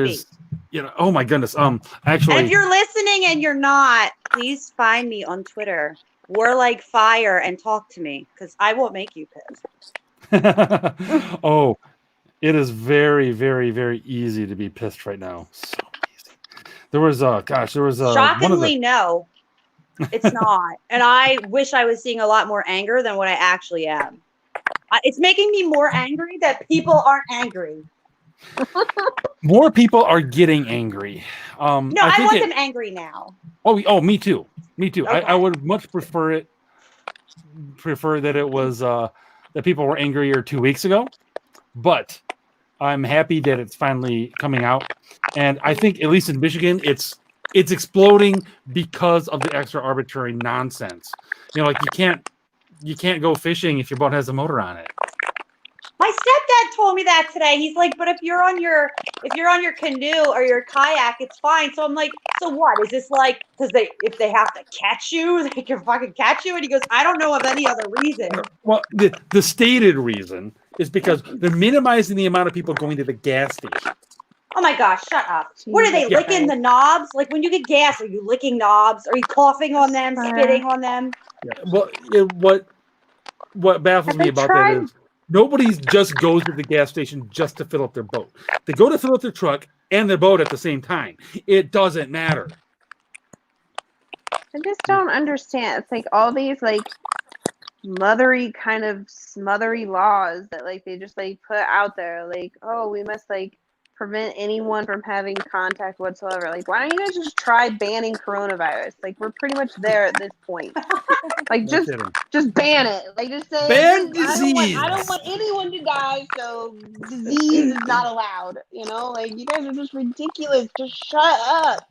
Shut up. And like just go back to work and stop being a bitch. Like it just makes me so mad. If it saves, It makes just me mad like one Red. I'm life. mad like her. Yeah. Well, you know what I notice? I notice a lot of people get mad at me when I bring up the flu. Uh-huh. They get so pissed. They're like, it's not the same thing. It's not the same thing. I'm like, up to 650,000 people die a year from the flu. We don't shut shit down for that. And guess what? It spreads the same fucking way. Right. I Hey, have Mandy? people that Mandy, are you doing ASMR right now? No, do you hear something though? I hear like a static. Yeah. I'm getting static, too. Do you have earbuds in at all, or? I'm just gonna hang up. and call back in because maybe it's me and that I don't want to do that to you. I'll hang up and call back in. Okay. Okay.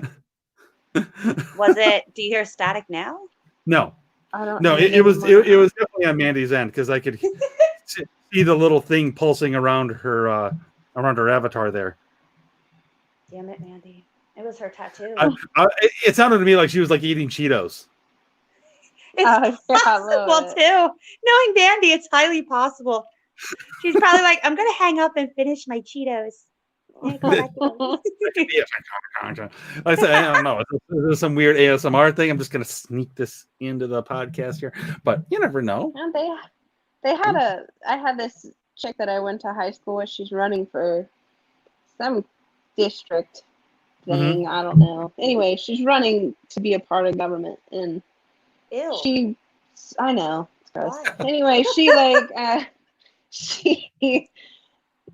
and I see very differently. She's, just one of those like liberal people, but like she posted something about COVID. I don't know, and I like commented on it about the flu. Like I had said something about, if it's murder for me to go outside during when a virus is going around, then that's true all the time, even during the flu. Right. Like it's just true all the time. Especially So, since it is abundantly clear that this thing kills maybe about as many people as the flu. When we're all said and done with this thing, it's going to be the equivalent of a rough flu season. Mm-hmm. That's But what no, I think. I mean, I told her that, and this is on her personal page. It wasn't like on her campaigning page. Right. But, I told her, I said that opinion. Well, then she tells me that I'm not allowed to comment all this fake news about flu and stuff and say that, like, I'm not allowed to say these things. And I'm like, well, first of all, you're running for government and you're telling me, a constituent, that I can't voice my opinion because it's different than yours. Yeah, you might want to. Wow. Cool story. Maybe revamp your campaign there, and let me know that you don't like people voicing opinions that are different than yours. Okay, cool story. And she's like, "This is my personal page." I'm like, "I don't care. You're running for government. I'm sorry. Yeah. You might Well, not want to she- tell me that I can't say be. things. I can't say these. Like, it's your personal page. You're putting stuff out on social media. Am I not supposed to comment on it because I think differently than you? Like, what are you telling me here?" So she's just like, she stopped talking to me after that. Agreement equals fake news. That's what she said. She says I'm fake news. I'm like, all right, sweet. Thank you. I appreciate it. The flu is fake news. Whitney. Absolutely. Now, Mandy, you keep muting and unmuting. Yeah, because I'm scared that I'm making the static noise, and I'm trying. Are you eating Cheetos? No, I was I'm not thinking. eating. I'm not eating. I swear, I'm just sitting here. Is it me? I'm doing the static. Am I the problem? Not right But now. what? It's not Okay. happening now. No, I don't really hear it now. It was much Okay. worse earlier. I was muting it to be nice, just in case it was me. Aw. But I'm here. So have you had any run-ins with Karens in your neighborhood or whatever? I did at Target. Is your name Mandy? I'm sorry. I had No. to. I will I'm reach very- through the I got excited. You said I will Karen. reach through this internet cable and slap you. Do it. Okay, Mandy, No, I'm too I apologize for intimidating. Red. All right. Don't apologize for me. I'm way too intimidating for a Karen to come for me. They never would. They never would. You just No. Yeah. walk through the life with a glare on your face. I have a resting bitch face, and nobody messes with me. That can be handy. I also have resting serial killer face. Apparently, I've been told. So You do not. You don't even know. I would say no. maybe not now. I don't know. I have been told like before that I've looked at people and scared them. They're like, were you I like can bad? see Did you that. kill me? You look like you wanted to kill me. I'm like, no, it's cool. It might be the red hair. I don't know. Yeah, redheads always look like they're about to kill somebody. It's not even your fault. Kill people. We just steal their souls. And make That's good. I haven't murdered anybody in. Well, it's been a while. I have a swamp. Anyway, I just noticed this show has a blonde, a brunette, and a redhead. Holy crap! Female. It's true. Wow, that's Sure. weird. Oh, that's It's- awesome. I don't know. I'm not sure what to do with that, but it's cool. I just wanted to throw it out there. It's a random observation. That is. I Huh. had it when I went to Home Depot with my boyfriend a week ago. I had this lady, we were walking by her, and she had her kid, and I guess we got too close to them, and she like ripped him away from us like we were zombies or something. I was like, all right, sweet. Like, I wasn't gonna like cop on your kid or anything, but cool story. So I guess that would be like my only Karen moment. I haven't had any. But I haven't had direct- anybody personally approach me. Like, I'm not an intimidating person, I don't think. I mean, I'm like 5'9", but like, I don't think anybody's gonna come up to me and say it because they're not gonna like it. Don't say anything to me. I swear I will go off on you. Like, do Well, not. I mean, if you're 5'9", you may not have resting murder face, but No. you're tall. I mean, I'm a kind person. Like, I don't care if you want to come up to me, but if you're like, excuse me, you're standing too close, I'm like, shut up, fuck you. Get away from me. Oh my god. I actually kind You of really like. said that to my face. Okay, No, I kind of want that to happen now. I do. I hope it does have. Like, I hope some skank decides to say something to me. All right. And here's the thing: most of the time, most Karens aren't really Karens. They're more like Lindas. Like a Linda is an aspiring Karen. They're the ones that like I feel look out bad the for all window. these people and who look have out these on names. I know nice Karens, and I feel so bad for this. I know. Gosh. When we were in DC for the March for Life, we ran into Albany Rose, she's a pro-life atheist, and she makes like pro-life T-shirts. And there was one of them said something. It involved the word Karen. I forget what it was, used in the appropriate derogatory sense. And my girls kind of wanted that one. I'm like, no, hold on. Maybe not, because do you know any Karens at school? Wasn't people it actually something named like Karen? Wasn't it something like a fetus is not a species, Karen? Something like that. Something like that. Yeah.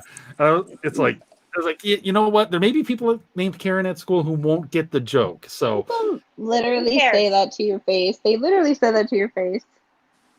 what's that? This is not a species, Karen. They said that. No. it's not a shirt. It's on the T-shirt. Oh, okay. I thought somebody said like it's not like I thought you were saying something else. Excuse me. No. I was like, no. oh my god, I was if somebody said it. No, Never that mind. would have been a fun conversation. But I think in my neighborhood there are definitely Karens and Lindas, aplenty. I haven't had any direct run-ins, but my wife, she follows the neighborhood Facebook page, and she is all the people on it going, oh my gosh, I saw people walking around, and there was like a party going on, and there were like 3 or 4 people standing up by a car. Facebook is like. Should I call the just police? full- Don't call the police, There's Karen. like Shut up. gaggles of Karens on Facebook, like all the time. They're just everywhere on there. Yep. Fortunately, there were other people in the neighborhood who were like, "No, don't call the police. Shut up." It's like, do you really want us to turn into those kind of people? Really? Do we? But People would love it. and the one that really got me was just some lady was complaining about, I was out on a walk and these other people were on a walk and they were so close to me, they didn't even go to the other side of the street. You go to the other side of the street, asshole. Come on.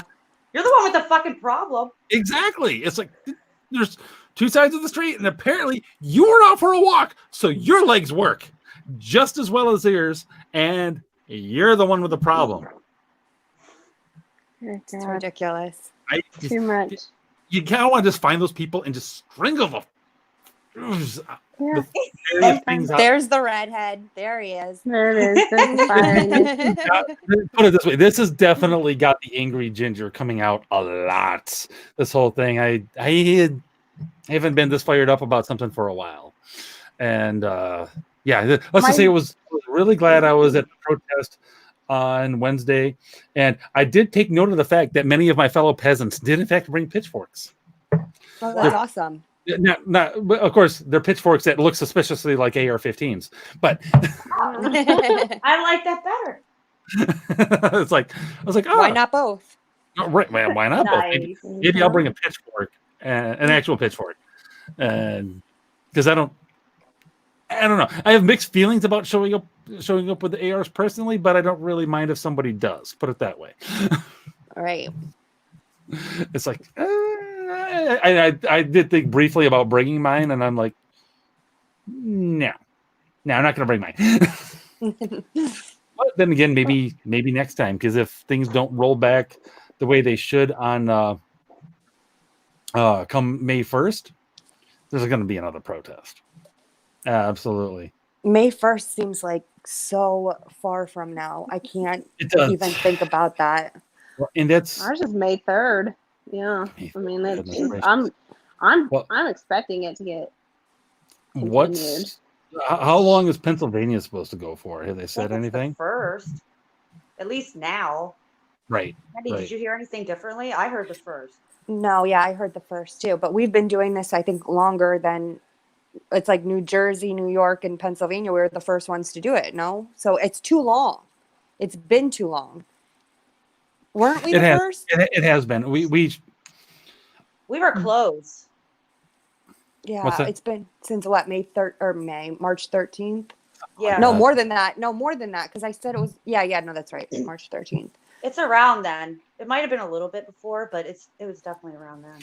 Yeah, and of course it was initially like a 2-week recommendation from Trump, which of course, quickly became, lockdowns in various places. Although since it was a recommendation, you didn't have to go on lockdown. It was just a recommendation, not a requirement. There's a difference. But of course, again, Governor Umbridge was just waiting for essentially permission from the federal government to do a lockdown. And there you go. I don't know why, but for some reason, Madness really wants me to say that pancakes are the best thing ever and they're essential. I'm not sure why. Because I don't he's a dickhead and it's aimed towards me and he can fuck off with that. Oh, is it? Do you not like pancakes, Red? They are soggy waffles. You fucking communist. Oh, no, I'm not. They're soggy waffles. What are you trying to start here, woman? Are you trying to start a war? Here we go. I'm not starting a war. Pancakes are gross. They get soggy. It's disgusting. I think Madness just wanted to syrup on them. It's breakfast soup. What kind of savage puts a ton of syrup on them? Like, nobody should do that. That's why they get soggy. They get all that syrup all over them. You're not supposed to eat them. Okay, Whitney, did you just say don't put syrup on the pancakes? Yeah, because only children do that. It's like butter and maybe like a little bit of like. No. Children eat pancakes with their hands. You're a terrorist, Andy. You also hate freedom. Ginger Keller, kids pick up pancakes with their hands. They don't put syrup on them. They pick them up like savages. No, my kids use a fork and a knife to eat them. You know what? Your kids are redheads, Ginger. Convey the syrup to my mouth. Red gets so freaking loud about food, like pineapple Red has really spicy food. Jeez, I've never been this passionate about hating any food. It's great, and I love pancakes. By the way, you're wrong. No, I'm not wrong. Thank you, Andy. Thank you. I like all of you can fuck strawberries off. on mine. I just relax, lady. Okay. No. Yeah, see, the problem, Andy, is she doesn't have any booze. Yeah. Oh, that's that true, Red. Not I gotta hook problem. you up. I gotta hook you up. I'm always like this. Okay, that's true. You're not wrong. You always have the spiciest, and I think the times that I disagree with you the most are your food takes. No, she's right about the pineapple, though. She's right. I'm ambivalent on the pineapple. I can take it or leave it. I'm ambivalent. It doesn't matter to me. I have never intentionally ordered pineapple pizza for myself, but I will eat it. Yeah. If it's stuck in front of me, I'm gonna eat it. But exactly. That's the only option. I'll eat it. But that's pretty much where I'm at. It's not my first choice, that's for sure. This is offensive because I'm Italian. I just want you all to know that. You are all ridiculous. All Italian women are psychos. Have you noticed that? Well, thanks, Red. Thank you so much. I love you, but I'm just saying. They're the Why kind do you need the Italian qualifier? I don't understand. What? Every Italian woman I've ever met has been the kind that if you even look at her wrong or have an art, she burns down your house. It's like Yeah, that's probably to accurate. 100. It just say she has a very convincing resting bitch face. So Yeah, you're right. I'm not going to even argue. You're See? correct. Yeah. She knows. now I had a tinfoil hat moment the other day, and it was about the South Dakota situation. Did you all notice this? All of a sudden, the media started focusing on the governor of South Dakota. You know, she's resisting the lockdown order and this and that, and she's a horrible person and blah, blah, blah, blah, blah, blah, blah. I love her. Well, Yeah. right. But and you know, it's not like she's the only governor that hasn't issued a lockdown order. Many others have. Many others haven't. I mean, but they focused on her in particular, and I'm sure it's not just because she's a Republican. There are other Republican governors that have not issued lockdown orders. They focused on her. All of a sudden, a few days, maybe it was a week after they started focusing on her, a pork plant in Sioux Falls, South Dakota, shuts down because of the fact that all of a sudden they've got 300 coronavirus cases. Shut up. I don't believe that. I'm sorry. And here's the real kicker. It's a Chinese company that owns the pork plant. Oh. It's like, wait a minute. Wait. Really? Really? Are we There's sure no way about they didn't possibly know. I'll go ahead and accept that they probably have a bunch of coronavirus cases there. Fine. Let's just go ahead and grant that. But it's still awfully fishy that right before that happens, the media starts focusing on her in particular. Yeah, that's shady. Doesn't it just It's seem all just on the so- convenient side? There's just no way of possibly knowing what's true and what isn't true, and that's the most maddening freaking thing about this whole thing is that like you know some of it's true because it's got to be, like statistically it's just got to be, but you know that they're flooding it with all this crap and there's no way to know, and like it just makes me so mad because that just sounds far-fetched. 300, okay, like they have the whole New Jersey one with the 17 dead bodies. Like I kind of want to see the 17 dead bodies. Like I know that's morbid, but like No, I me kind too. of want to see that. Right. Like it would confirm to me, okay, well then that's really sad. But no, they're just like, no, believe us. It's Well, you know, 17. There's fucking 81. There's 80 fucking bodies over here. Don't worry about it. We don't like. There's no way of verifying. Even if it's true, like let's just go ahead and grant that it is. Apparently, that particular nursing home has got a kind of a shady history anyway. Mm. So it doesn't really necessarily say a whole lot about the virus, one way or the other. Right. It just means, oh yeah, sure enough, the virus kills old people, and if you've got a shady nursing home anyway, yeah, they just stuffed them in a morgue and sent letters to people. And also, I'd kind of be curious what the typical policy is anyway. Like, what are they? I'm kind of curious what they're supposed to do. You know what I mean? I don't know. Is this one of those situations where it's just like they were actually following policy and it just got spun? Do they have such a policy? Like if all like a ton of people just started dying in the nursing home, like what are you supposed to do? Like, Well, is there a policy for that? Exactly. I don't know. Were they just doing the best they had with the circumstances, Right. and it was just spun to make it sound horrible, which is the way this kind of thing normally goes. Most times it's not a 100% flat out lie. It's more like, here's this little grain of truth, and I'm just going to spin the fuck out of it. Yeah. To You're right. to make it say what I wanted to say. Well, I mean, to be completely fair, I have multiple friends who work in nursing homes, and if it gets into a nursing home, it's going to spread like wildfire because, not to gross you guys out, but do you know what these old people do? They wander into each other's rooms and have sex with one another. So I'm really not surprised. They're in a nursing home. They're like close to death. I mean, what do they have to lose? They're just going to go to a random door and knock on it and ask Herbert if he wants a roll in the hay. I mean, that's what they do. That's true. There's like STDs that spread around Yes. nursing homes. It's Like, freaking not to weird. gross everyone out, but these are the facts. I love how you picked the name of Herbert. It sounds like an old person. Herbert. I know, it's an old person. You know it's name. Herbert. There's gonna Every be time. like some 20-year-old Herbert out there. Like, what the fuck? Herbert used to be Oh, 20. I'm named after my great grandfather. Damn it! It's Could you imagine calling your toddler that? nope. It would Well, be I'd call- awesome. You'd be like, I'd Herb, call come my here. father Come here. Herbert, stop licking windows. Like, come on. It just sounds absurd. Don't lick that doorknob. You're gonna catch the COVID. You know, Oh, little God. urchin. Now, another thing I've noticed is we're going as we get closer to actually officially kind of rolling things back to whatever normal is going to be. It's interesting that a lot of the screws have gotten tightened more. Like in Iowa, they just recently issued as we're shutting down the schools for the rest of the year. Same with Texas. We've got our various lockdown extensions and other bullshit going on in our own states. You're also starting to see a change in the way things are getting reported. I know I started to see on like M Live, which is it's a news website that covers obviously Michigan stuff. I've seen a lot more scare stories, like stories about one specific person and their situation than I had before.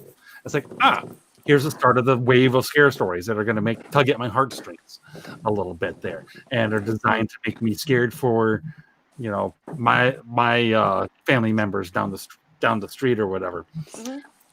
If I don't stay inside, and that sort of thing.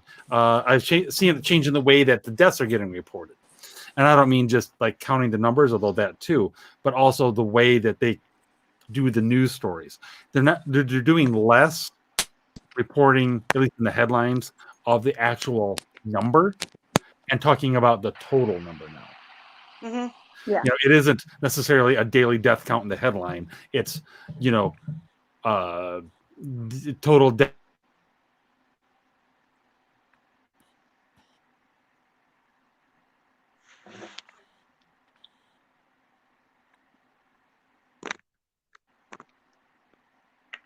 Uh-oh. What happened? I don't know. I think it's just you and me right now. Oh, we're running this show? We're totally running the show, I think, because I don't hear Word? I don't hear What's up, nothing from everyone? anybody else. Nope, it's just you and me. It's turning Well, into Red and don't you Whitney find show. Well, you know what? Fine, let's go with it. Don't Mhm. you find it suspicious that they were pushing, like the government was pushing socialism, and then they realized, oh, Americans aren't actually on board with this, and now all of a sudden we have this pandemic that is forcing people to not work, and now we're relying on the government, thus pushing us towards social. Like, I find that timing like very weird. Oh, it's all just, it's so blatantly obvious. It's to like a me. show. I can't. No, I mean, it's a circus show. The whole thing's a circus show. Like, it's just insane to see how quickly they were able to implement it. Like, I know that it was really bad before, and like, I understand it, but like, this is nuts. And like, I still can't get over just how willing people were to just let it happen. Like, it's just crazy. And just believe everything they say. Like, if you look at, they're saying, oh, Yeah. well, like if you noticed, if somebody gets tested and they have coronavirus and they would die of, like, let's say an underlying health issue, on their death certificate, it's saying died due to coronavirus, but that's not necessarily the case. So I think they're actually fudging the numbers, and there's not actually Yeah, as me too. many dying from said coronavirus as Hi, they're Ginger. reporting it. Hey, We did it. We ran the show. Are you proud of us? I am We so ran the show for Tuesday. proud of you. I see you kicked Mandie out though. What the hell? We No, didn't. She just kick her left. out. She left. She's eating Cheetos. Again? What can I say? What the Yeah. heck? Is she trying to is she trying to become Orange Lady? I don't know. Orange Lady bad. Orange Lady bad. Orange Lady bad. Okay, so So anyway, what were you guys? What were y'all talking about there? Talking about I- all the craziness. I just mentioned that I believe they're fudging the numbers. Like if someone tests positive Mhm. for the coronavirus, Oh, they are. but they have underlying health issues that they actually are dying from, they're marking it down as, oh, they died from the coronavirus, because it's a lot scarier. That's not even a conspiracy. Dr. Birx said that literally. It's been proven, yes. During a press briefing not long ago, and they had said that they were doing as much in Italy as well. Which, on one hand, I mean, that doesn't actually come as any sort of a surprise.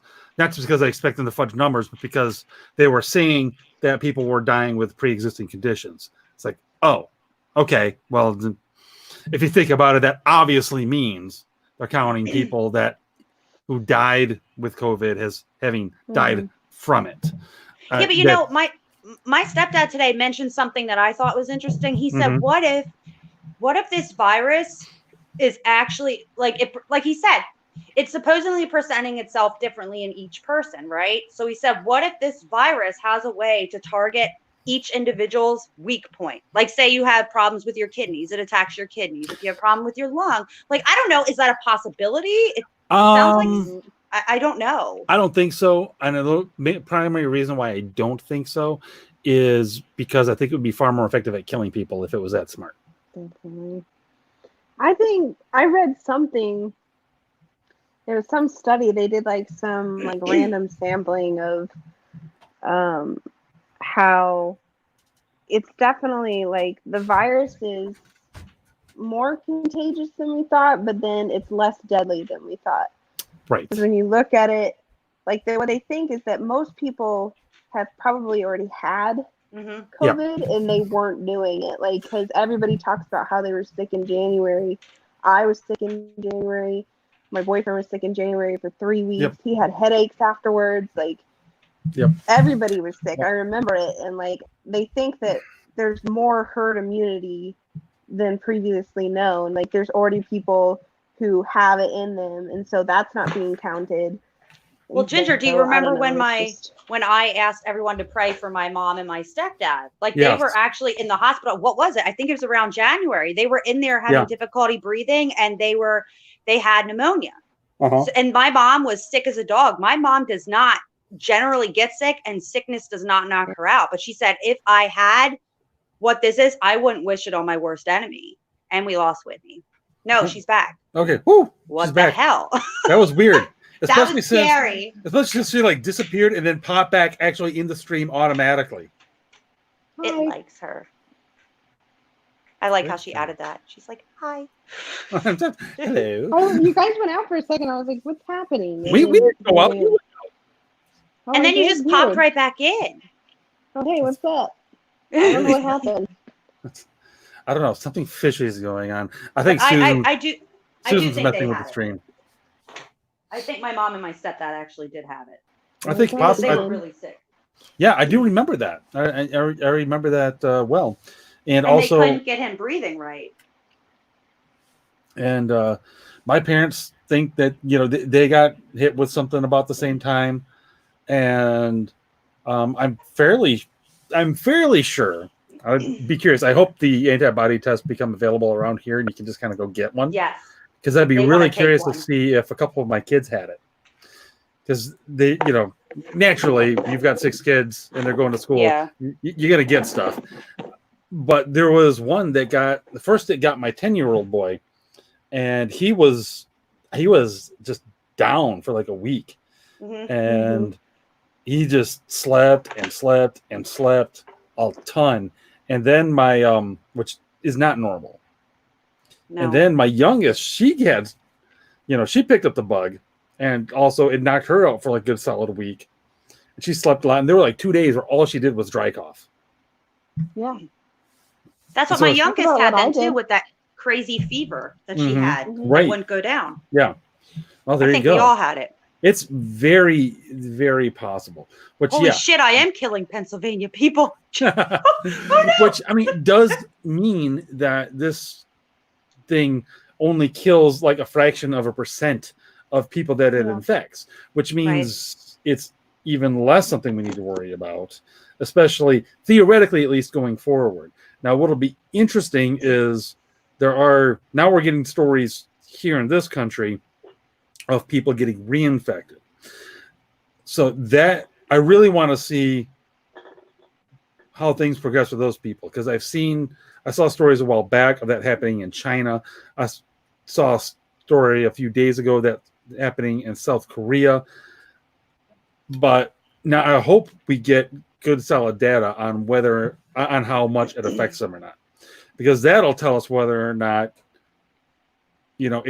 whether it's more deadly the second time around. And yeah, but like Whitney said, you really can't trust anything that we're being given, because they're untrustworthy. That's true.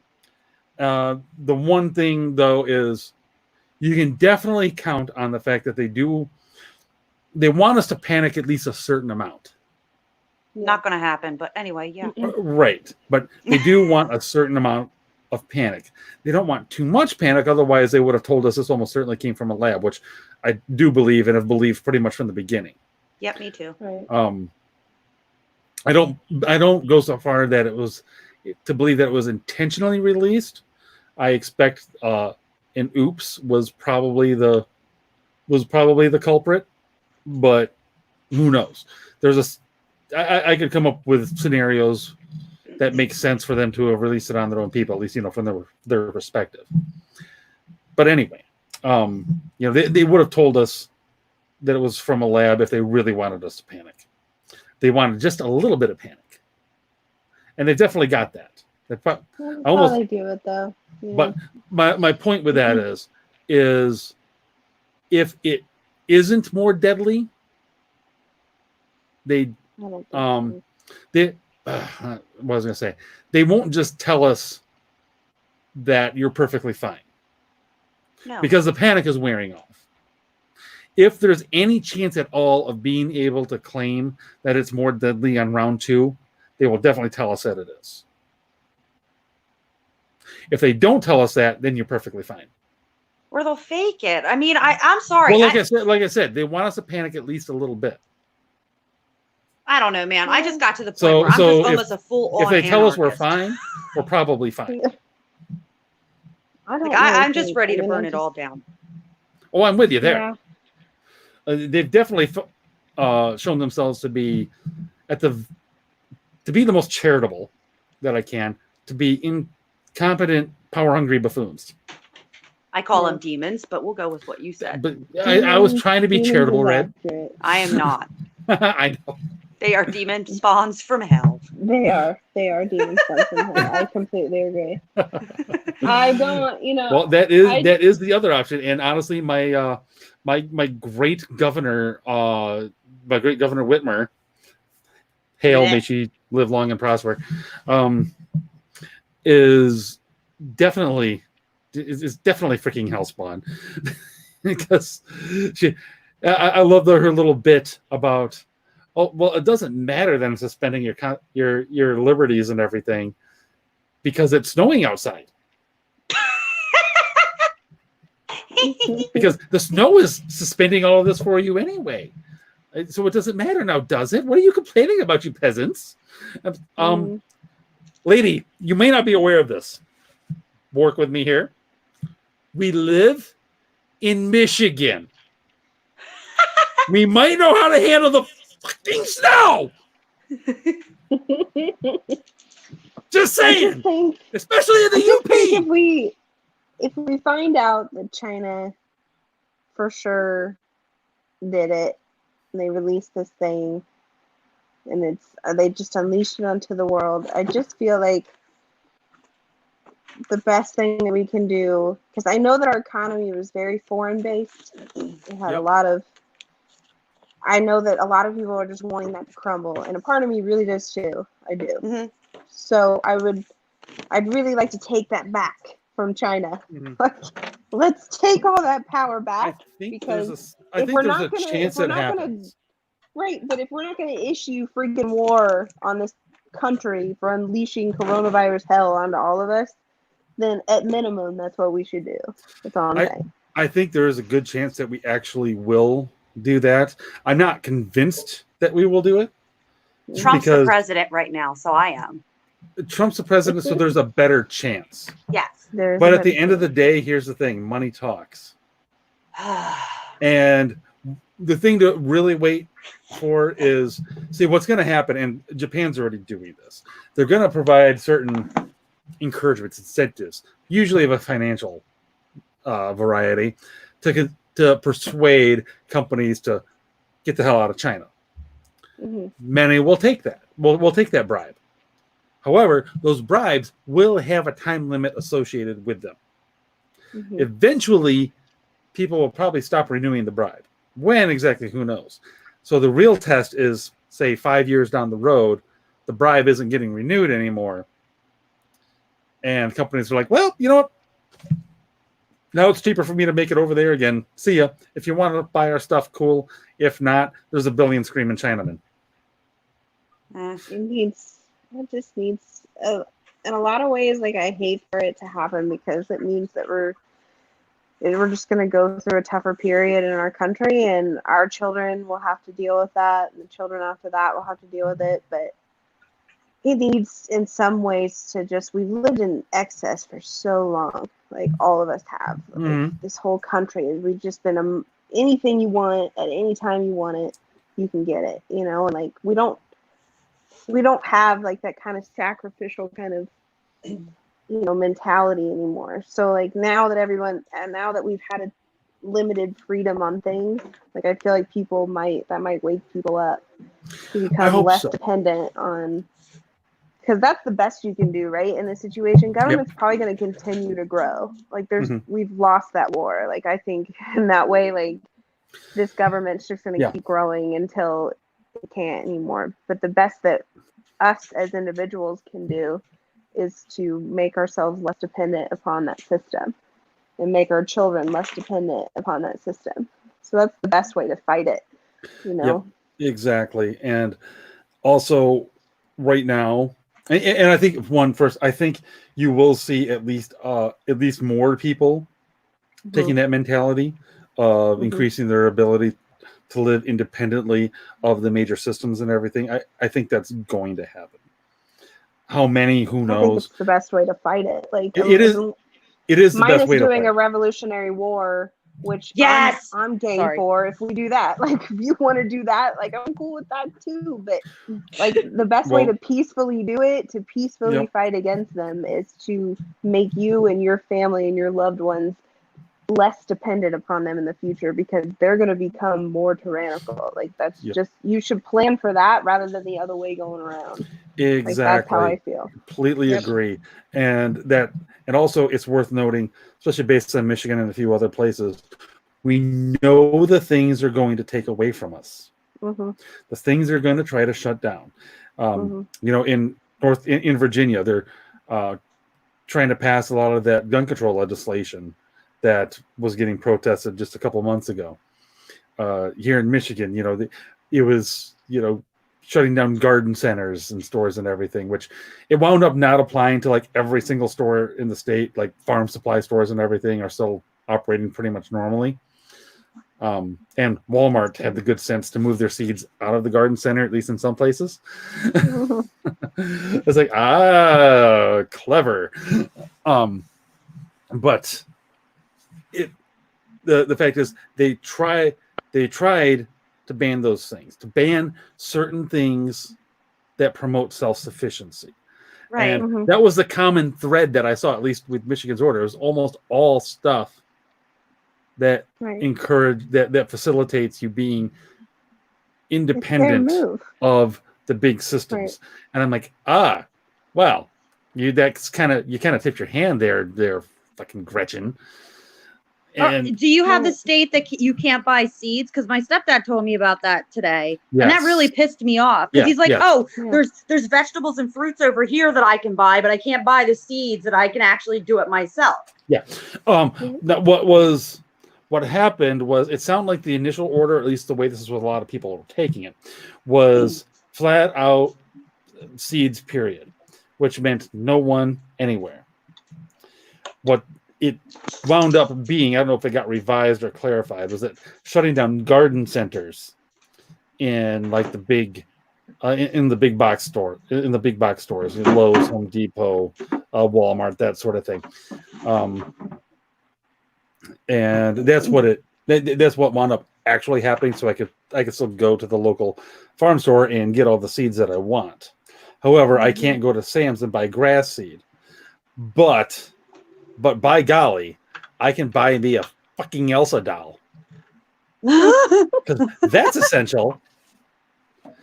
And anyway, I think it was a thing that got revised or clarified because basically all the farmers and everything pushed back immediately. I'm like, Good. Lady, do you realize what you're saying?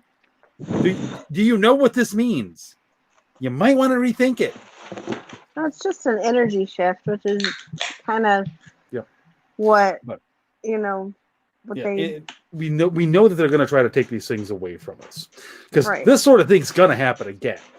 You can pretty much guarantee it. The precedent is set, and while there are more people that are going to take the whole self-sufficiency thing seriously and try to at least make changes in their lives, it's almost impossible to be totally self-sufficient. But you can definitely improve the situation. There are going to be probably more people, or at least as many people, that become even more entrenched in a nanny state mentality, who will buy the line that we're not all dead because we listen to the government, and because they did all this stuff to protect us. That's what's pissing me off. Oh, I know. The dystopia that I am just the one that concerns me the most, I don't know how quickly it'll be implemented, is just this whole idea of like having a vaccination identification card to get into public places. Oh because yeah, that's like something that's been thrown out there. Like Bill Gates and his lizard ways, like he wants to totally take over and just like, oh well, this shows that I've had my proper vaccines. I can come into your bar now. No, fuck you. That's ridiculous. Like if we start living in that world, like I'm literally gonna be like a woodsman. Like I can't even handle it. Like I'm just gonna be eating deers and shit because like I can't do it. It's gonna be living the mountain man lifestyle. We're gonna do it. We're gonna get a crick and we're gonna grow some shit and I'm not gonna live in a world. I'm not gonna live in that world. I'm not gonna do it. Bill Gates and his lizard fucking bullshit. He can stop. Okay, like I hate him. What somebody had said to me, like the way that what is it? I think China does it. They have some kind of a citizen reward system. Oh yeah. And like I said, and I meant this, and you know me pretty well, so I think you'd know that I was serious. If they ever even tried to implement that, I would purposefully try to get negative numbers just to piss them off. Like, I'd rather die. That's like, we're sorry, ma'am. You have a negative 4,000. It's like, oh my God, that's like my real credit score. Awesome. Yep. No, your social credit score is negative 4,912. I'm sorry, you can't buy Cheetos today. But that's the thing is that like I'll have Mandy get them.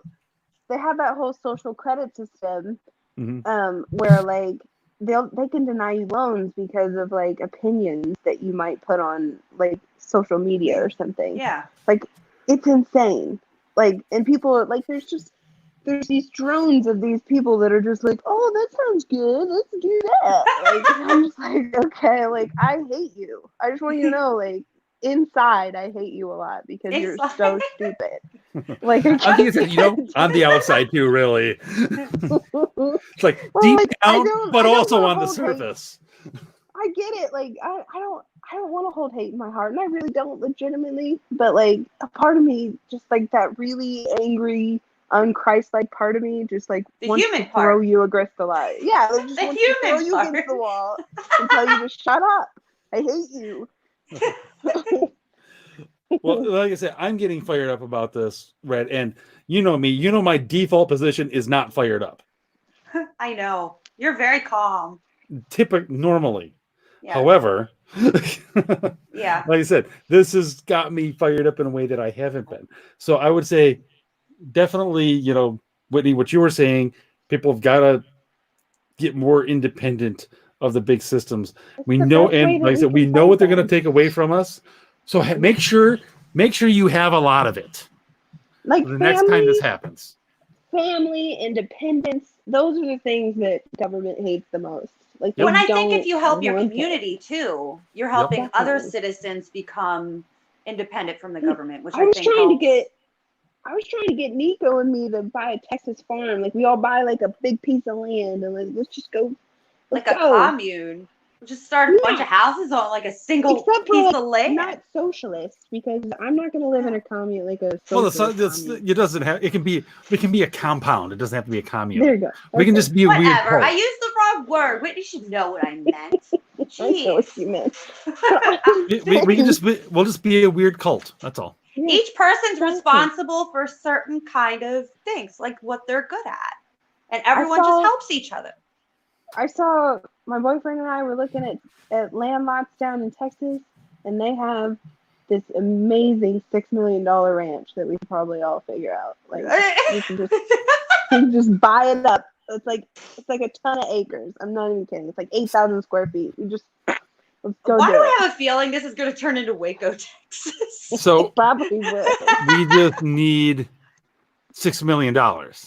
Yeah, I know, but like if we pull it all together, I feel like we can figure it out. Like we We can all use our Trump bucks. There you go. Then we'll get as close. I don't think Right. that'll equal up to that. but, Break out the Corona cash, everybody. We're going to Texas. We'll figure it out. I was trying to get Nico to do it. She wants a mini farm, so I feel like we can figure it out. But it's like you don't have to farm all 15,000 acres. You can just, I don't know. I don't know the logistics. I'm just saying we just got to figure it out. She just has the idea. She's telling I us, do. look, here's my idea. You figure it out. Right. I put it out there. Well, Yeah, I'm there's a woman. new I come thing. up with all the ideas, and you're the man, and you're supposed to implement them. That's how this goes. Right. So there's a new thing the Democrats are proposing that could help with that. What's It's that? called hero pay.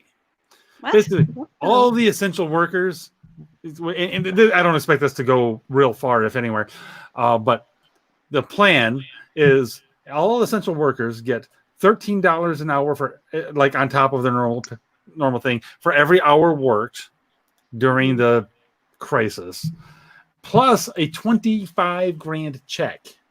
What? Yeah. Now where all Where this are they money is going to getting come it? from? It doesn't matter, Red. I know, learned on something SNL that money's just a promise made by a computer. So Exactly. there you go. Like, why don't And- they just send us all Federal Reserve note printers, and we'll just keep doing it? You know, like, So, you know what? Daddy wants a Ferrari today. Print. just print our money out. Yep. Awesome. You know what's something really weird and probably makes me sound crazier than I normally do? Oh. Today, I looked down, like I was going through my change and like my dollar bills, I'm putting them in my little container. And I looked at $1 and I'm like, holy shit, it's just fucking paper. Like, and I just kept looking at it. And then I'm like, oh my God, I'm losing my fucking mind. I need to go back to work. I'm like, because I could trade this here for like this, but it's just fucking paper. Mhm. Yeah. You know, and I got to a point where I'm like, oh my God, nothing makes sense anymore. And like my husband looks at me like, are you okay? I'm like, no, I'm not. I'm not okay. I'm not used to not working. I really need to go to work now. Because I'm looking at money completely different, as if I could just take notebook paper, color it green, and go buy a pack of gum. Said I'm losing my shit. It's the same thing. Yeah. Yeah, see? Yeah. Isn't The that only different? thing that Oh. the only thing that's given that dollar any value is your faith in it. That's it. Like, the American populace See? has faith in it. The second that we Whitney start losing gets faith it. in it, it'll go. That is mostly true. There's I one have other so much thing that paper. there's one other thing that gives the American dollar value, Whitney, and that is we've Oil. got the bombs. Yeah. Plain and simple. We don't have them. America's excellence. That's about the only thing. It has the power of the American economy behind it, and what's Yep, the happening. American economy and the American military are what backs that dollar. Yep. Plain and simple. Because anybody wants to say, America I owes us a lot of money. I one- think it was time to call in that debt. We're gonna be like, Dude, no. Do you think if this shit went down like 100 years ago, our founding fathers wouldn't have totally gone to war with him? Because I'm fairly certain that they would have They gone would to war have. by now. With I'm who? almost like, I know You the mean founding China? fathers weren't 100 years ago. I get it. Like, there's gonna be some nerd on here that's gonna be like, "This is 1920." Like, I'm just Well, actually, all I'm saying is that if this would have happened in the 1800s, we would have totally gone to war with freaking China. Like, I already know it. maybe. I mean, I But know then that again, sounds, China also has nukes. yeah, we all have nukes. Nobody wants to, Listen, like, it's not gonna listen. happen. Everybody just needs to nuke everybody, and everything just needs to happen. We just need to not get gonna it out of happen. our system, damn it. Everybody nuke everybody. We've And- already nuked it. Somebody, we nuked the it's gonna be Japanese people. It's happened. No, everybody just be done. Humanity is No, garbage. They're not gonna nuke, okay? Like, Humanity's garbage. all we just gotta go over there. Like, we gotta show China what we're made of. I mean, I know that sounds all neocon of me, but like, for real, if they did this, like, you don't know how many people have they killed with this virus if it's true. Right. Freaking Now, over a here's what million. here's just given the general situation and without speculating that they that they released it on purpose. Because if they released it on purpose, it's kind of an act of war. China if it was just is an accident, let's just grant that. But China and other people like North Korea and Iran are getting a little froggy right now. So the first thing I would do is the next time Iran sends one of the little speedboats to harass one of our ships, it gets warned once and then it gets shot and then it gets sunk like that. Yes. And we don't make an excuse. We don't say, well, we did this or that. We tried to avoid conflict and we're really sorry. No, it's like, no, we warned them. They got sunk. Deal with it. And what you do is you don't just say it. You actually make sure you video the whole thing and you put it up on freaking YouTube and say, you screw with us, that's what's going to happen to you. And then when China decides to test the waters, because they will, you do the same thing to them. You don't go overboard. You go, oh, you're harassing us. You know what? You're invading my personal space with that airplane. That airplane is no longer in existence. It has just been vaporized. You want to try this again? I don't recommend it. Oh my gosh, he needs to run for the presidency. You so have my vote. I love this shit. Oh, I would not take. Shit. I wouldn't be. I wouldn't rush to a war situation by any means. But I'm also not going to just sit and take a bunch of bullshit. Right. Not going to happen. That would, and North Korea. Oh, you want to test some cruise missiles again? Your test site just got destroyed. I don't recommend it. Stay in your box. And well, and that honestly, at least it seems like that's the best possible foreign policy these days. Is I'm not going to come. I have no interest in trying to invade your country and, trying to impose a Western democracy on you. I'm not going to go George W. Bush neocon on you and, try to convince you all to be, nice, nice little, liberty-loving, Democrats in the sense of a democratic government. I'm not going to do that. But you have a box. You're going to stay in that box. If you get out of the box, I put you back in the box. If you get out of the box try to get out of the box a couple more times, your box is going to get smaller. It's just that simple. It's called simple containment. Leave us alone, we'll leave you alone, basically. Exactly. You don't go. You don't gas your people. You don't gas your neighbors. We're good here. And you just be really clear about it. And then when you make a threat, you follow through on it. Like parenting, but with politics. Exactly. I love it. Bombs. Exactly. Just with bombs. Yeah, with bombs. Yeah, parenting with bombs. Exactly. Yeah. I love it. That's your slogan. There you go. I am the paternalistic patriarchy, and I have the bombs. Yes. Vote Ginger 2024. It sounds like China I'm needs a in. daddy right now. Oh, yes. What is happening? Oh, well, I think I'm just making I think I'm starting my presidential campaign. I think that's what's happening. This is awesome. No, that would be bad. No, it wouldn't. No, You it couldn't would possibly do any worse. well, no, I just wouldn't want to run because the running would be bad. Even if I had the means, I wouldn't really necessarily want to do it. Well, then Whitney has to do it. I'm all for that. Me too. Whitney's like, what? When he's like, no, I can't run. I'm not even sure I should be allowed to vote. Hey, I can say that because Whitney said things like that. So, is Whitney still here? I See think what we did? We scared her. I think that I find extremely hard to believe. I know. She just got disconnected. Yeah. She's probably staring at a spinning circle right now. Oh wait, Whitney, are you there? Whitney, hello. Oh, she's messing with stuff. Is she? Yeah, I keep seeing her mic going muted, unmuted. Hello. Ah, There she is. There she is. Hello. And yeah, Madness. Can you hear I'm me? afraid. I'm I can afraid hear even you. once you become a citizen, Madness, you can't run for president. Oh, I'm not. I heard everything you guys are saying. You'd be a freaking out of your mind if I ever run for president. Okay, like Have in you this day met and age, me? You have to be a crazy person to run for president. I know you're out of your mind, Red. But all I'm saying is, I don't know how I feel about her agreeing with me. She love Red. it. She's. I know. She's not I know. wrong, Red. Oh, She's not. I know. You Let her You continue. have to be a crazy person in this day and age to run for president. Yep. I mean, they'll dig up any goddamn thing you've ever done in your life.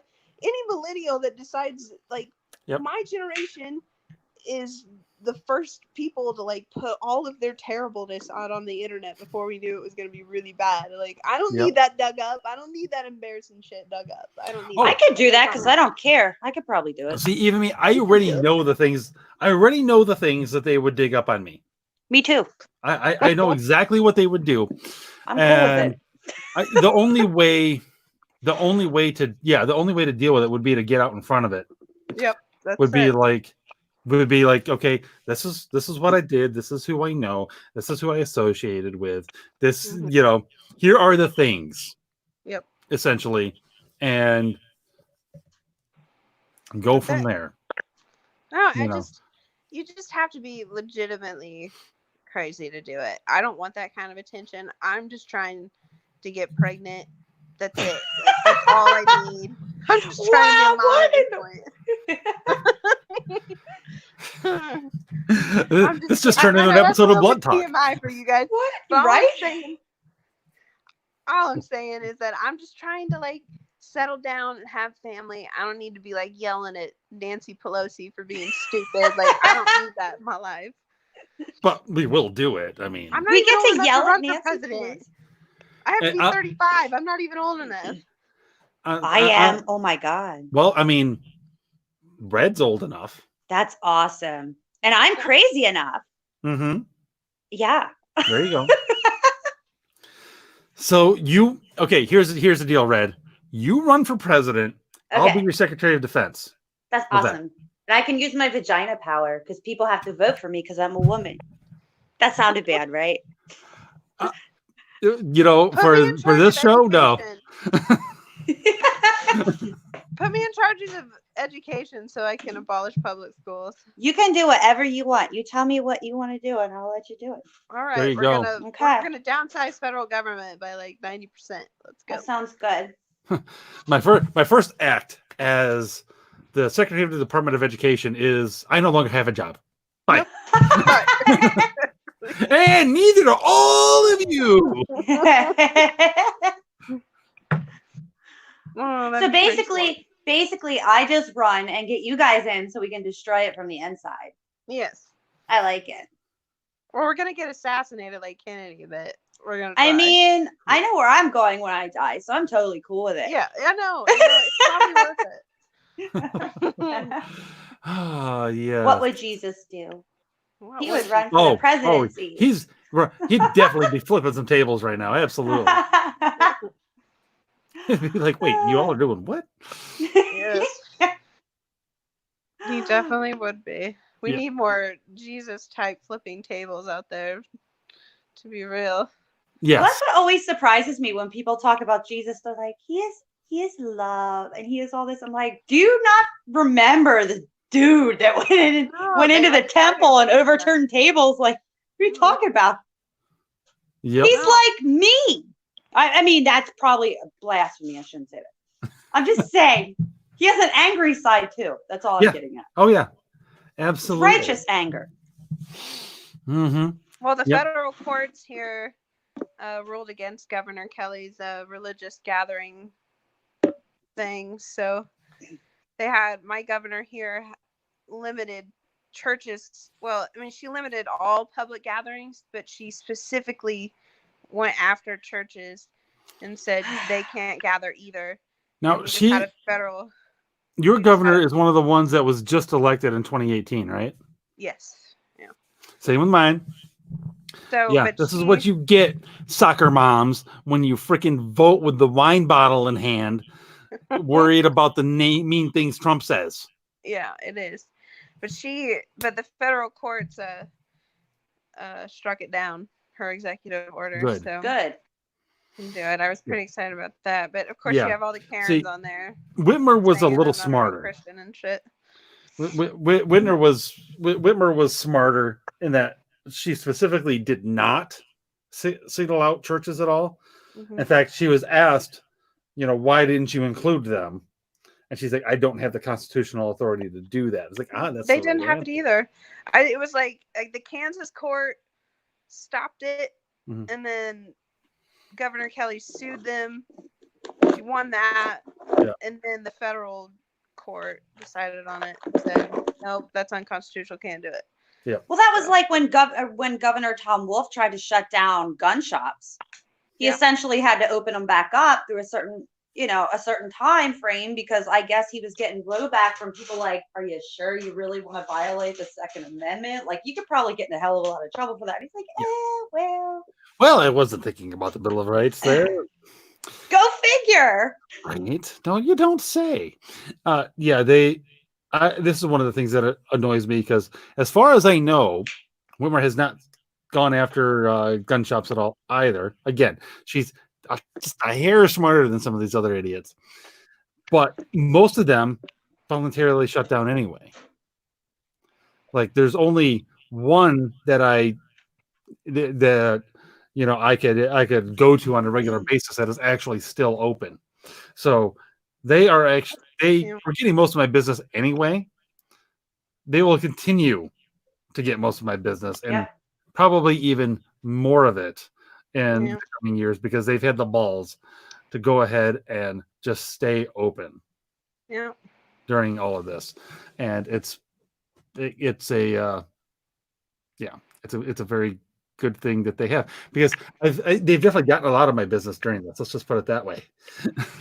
Yeah. I honestly would like to see a bunch of businesses just like violate all the governor's orders every fucking where and just open up. What are they going to do? Fucking arrest everybody? We outnumber them. I think if things don't start to roll back come May 1st, I think that will start to happen. Yeah, good. That will start to happen. Yeah. Even if it's in an unofficial way, like Mandie's tattoo parlor, like, it'll go out to a few people here and there that, hey, we're open. Poor Mandie. Don't tell anyone. We're open. Right. Well, that's the don't thing tell too. anyone, we mean tell the friends that you trust. Well, and I think we should take the time to just say it outright. Anyone that calls the cops on a citizen that's just living their lives, you're an asshole and you should be punched in You're your a commie. face. Not killed, because I'm very pro-life. You should just get fucked up a little bit, just a little bit. But you should still be able to keep your life, okay? I don't want to kill you. I just want to jack you in the face stance. a couple times. You just get jacked up a little bit, but you will live, because I value your life, just not your face. Just trying to be consistent. Okay, Red, that's your campaign slogan right there. I value your life. Just but not your can face. fuck right off. But your face pisses me off a little bit. Oh, that's awesome. Okay. All right. Well, ladies, we are I've been going for over 2.5 hours here. Yeah. So I think it is about time to wrap it up and call it an evening. Okay. Okay. So thank you everybody for tuning in. Yeah. Thanks to Declan out there for being here the first hour to talk about what's been going on in Rome and New York. And apologies to Mandie for all of her technical difficulties, but I'm glad she was able to be here for a bit. And thank you both for showing up and joining me and doing some good old-fashioned ranting about our stupid tyrannical governors. Yeah. Oh, you're welcome. can I take one more second to say one more quick thing? Please do. I think everyone should thank their government officials for letting them go on walks. I think it's very important we let them know we appreciate the freedom to walk around our own fucking neighborhood. So I think we should do that. Oh yeah, absolutely. At them, Totally not at doing them that. directly. I will be doing it as soon as I get off here. They can Thank you, kiss my guys. ass. You're the best. All right. Remember everyone, remember to say your prayers to your local governors and offer the incense for them and everything in the coming days and months as they contemplate giving us our lives back. And on that note, never mind to sharpen your pitchforks and show up to protest all of these assholes. Mhm. And we will get our own damn freedoms back because, damn it, this is America and I do what I want. Yes. Exactly. So, on that note, thanks again for stopping by. We'll be back next week unless Susan Wiki sends out her kill squad.